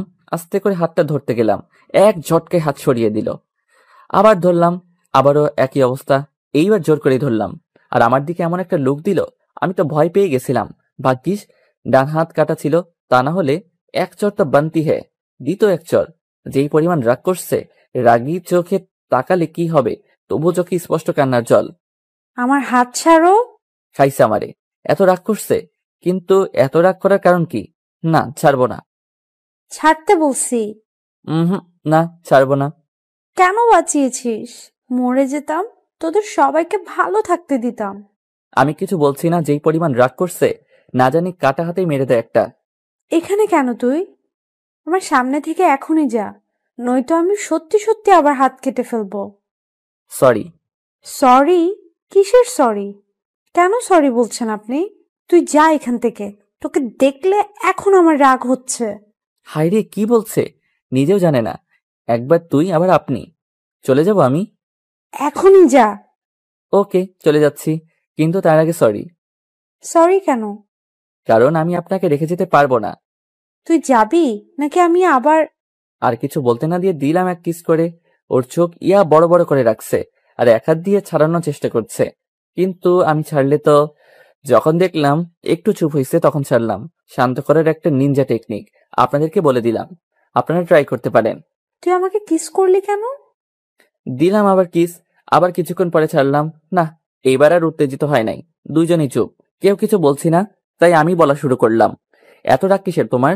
কেন এমন পাগলামি করছো? আজ তোমার কিছু হয়ে গেলে? কি হতো? মরে যেতাম। মরার জন্যই হাত কেটেছিলাম, যাতে তোরা ভালো থাকিস। তোমার কিছু হয়ে গেলে সবাই ভালো থাকতো, তোমার বাবা মা, আমি। তোর ভালো না থাকার কারণ তো নেই, তুই তো খারাপ থাকতি না। কে বলল? আমি ছিল, সে তাহলে কে? কবে, কখন, কোথায়? কালকে বিকালে যাকে নিয়ে রিকশায় বসে যাচ্ছিলি হাত ধরে। একটু মনে করে দেখলাম, এ তো তিশার কথা বলছে, তার মানে আমাদের একসাথে দেখেছিল। হ্যাঁ, ও আমার বোনের মতোই, আমার স্টুডেন্ট। আর কয়জন এমন স্টুডেন্ট আছে তোর? আর কাউকে পড়াই না তো। ও তোর গার্লফ্রেন্ড না? কি বলছো? ও আমার ছোট বোনের মতো, আর তুমি ওকে নিয়ে এসব কি বলছো? ঠিকই বলছি আমি, কারণ আমি নিজের কানে এবং নিজের চোখে দেখার পরে তোকে বিশ্বাস করার কোনো কারণ নেই। ভাবলাম আমি তোকে ভালোবাসি, তোকে আমি আমার ভালোবাসা দিয়ে আমার করে নেব, কিন্তু তুই তো অন্য কাউকে ভালোবাসিস। বেঁচে থাকতে আমি তোকে অন্য কারো রুম থেকে আর বিশ্বাস নেই। আজকে আমাকে বিয়ে করতে হবে, নয়তো বাসায় গিয়ে আবার তুই ওই শয়তান ডাইনিটার সাথে ঘুরবি। আজকে বিয়ে করতে হবে মানে? বললেই কি সব হয়ে যাবে নাকি? তোমার আব্বু আম্মু আমাকে মেনে নিবে কিনা সেটাকে দেখতে হবে না? সেটা তোকে ভাবতে হবে না, তুই আজকে আমাকে বিয়ে করবি। কি করবি না? হ্যাঁ হ্যাঁ, করবো তো। এমন সময় ওর আব্বু আম্মু দরজায়। আমি দেখে এক প্রকার ভয় পেয়ে গেলাম, কিন্তু কারিমা আমাকে ছাড়ছেই না। আমি ছাড়াতে চেষ্টা করছি আর ও আরো শক্ত করে ধরে রাখছে। স্যার আমার কাছে আব্বুর নাম্বার চাইছে, আমি তো অবাক। তারপর নাম্বার দিয়ে দিলাম আর তারা বাহিয়ে চলে গেল। এই, তুমি কি পাগল হয়ে গেছো নাকি? দেখছো তোমার আব্বু আসছে, এইভাবে কেউ ধরে রাখে? কি ভাবলো তারা? কি ভাববে? তার হবু জামাইকে তার মেয়ে ধরে রাখছে। হবু জামাই মানে? গাধা, তোর আব্বুর সাথে আমাদের বিয়ের কথা বলার জন্য নাম্বার নিচ্ছে, বুঝলি? এই তুই বলা বন্ধ করবা? স্বামীকে কেউ এইভাবে বলে? তোকে আমি তুই করেই বলবো যতক্ষণ বিয়ে না হয়। আর বিয়ের পর তোর শাস্তির অভাব হবে না আমাকে এত কষ্ট দেওয়ার জন্য। দেখো, এমন বললে কিন্তু আমি বিয়েই করব না। কি বললি তুই? একবার বিয়েটা হতে দে, দেখ আমি তোর কি হাল করি। ভয় দেখাচ্ছ? যাও, আমি বিয়েই করব না। অমনি আমাকে টেনে কাছে নিয়ে গেল আর একটা কিস দিয়ে দিল। বিকালে আব্বু আম্মু আর বোন চলে আসলো। আমি তো অবাক, আব্বু আম্মুকে দেখে। অবশেষে বিয়েটা হয়ে গেল। রাত 12টায় রুমে গেলাম, আর ঢুকতেই কারিমা এসে সালাম করলো। আমি উপরে তুললাম, আর উঠেই এক চর মারতে গেছিল, হাত ধরে নিলাম। কি সুন্দরী, এত রাগ করে কেন? কেন তোমার? আজ তোমার সব রাগ ভেঙে দিব। সারা জীবনে আর রাগ করতে পারবা না। তোকে আমি আজ কি করব? কেন? এখন আবার আমি কি করলাম? রাত কয়টা বাজে? এখন তো রুমে আসার সময় হলো। ও, এই ব্যাপার। আর একটু কাজ ছিল, আর বাদর বন্ধুগুলো আসতে দিচ্ছিল না। পালাই আসছি ওদের কাছ থেকে, শুধু তোমার জন্য। আমার জন্য, তাই না? একবার হাত ছাড়ো, দেখো আমি তোর কি করি। কি করবে শুনি? বলেই কোলে তুলে নিলাম আর খাটের উপরে ধপাস করে ফেলে দিলাম। হাত চেপে ধরে আছি। ছাড় আমাকে, কাছে আসবি না বলে দিলাম। তাই নাকি সুন্দরী? আজ তোমাকে আমার হাত থেকে কেউ বাঁচাতে পারবে না। ছুটার জন্য আপ্রাণ চেষ্টা করছে, শান্ত করার জন্য আমার নিনজা টেকনিকে একটা কিস করে দিলাম। 3 মিনিট পরে ছেড়ে দিলাম। চোখ বন্ধ করে শুধু হাঁপাচ্ছে, কিন্তু একদম শান্ত হয়ে গেছে। চোখ খুলে তাকালো আমার দিকে। কি আরো রাগ দেখাবে? কথাটা শুনে আবারও শুরু করলো ছুটার জন্য চেষ্টা। আরে কই যাও সুন্দরী? মনে হচ্ছে আবার নিনজা টেকনিক ব্যবহার করতে হবে। এই যে আপনারা এখনো দেখছেন, যান গিয়ে আপনারা নিনজা টেকনিক ব্যবহার করুন। আর যাওয়ার আগে চ্যানেলটি সাবস্ক্রাইব করে যাবেন। আর গল্পটি কেমন হলো কমেন্ট করে জানাবেন। প্রতিদিন ভালোবাসার নতুন নতুন গল্প পেতে চ্যানেলটি সাবস্ক্রাইব করে পাশে থাকা বেল বাটনে ক্লিক করুন।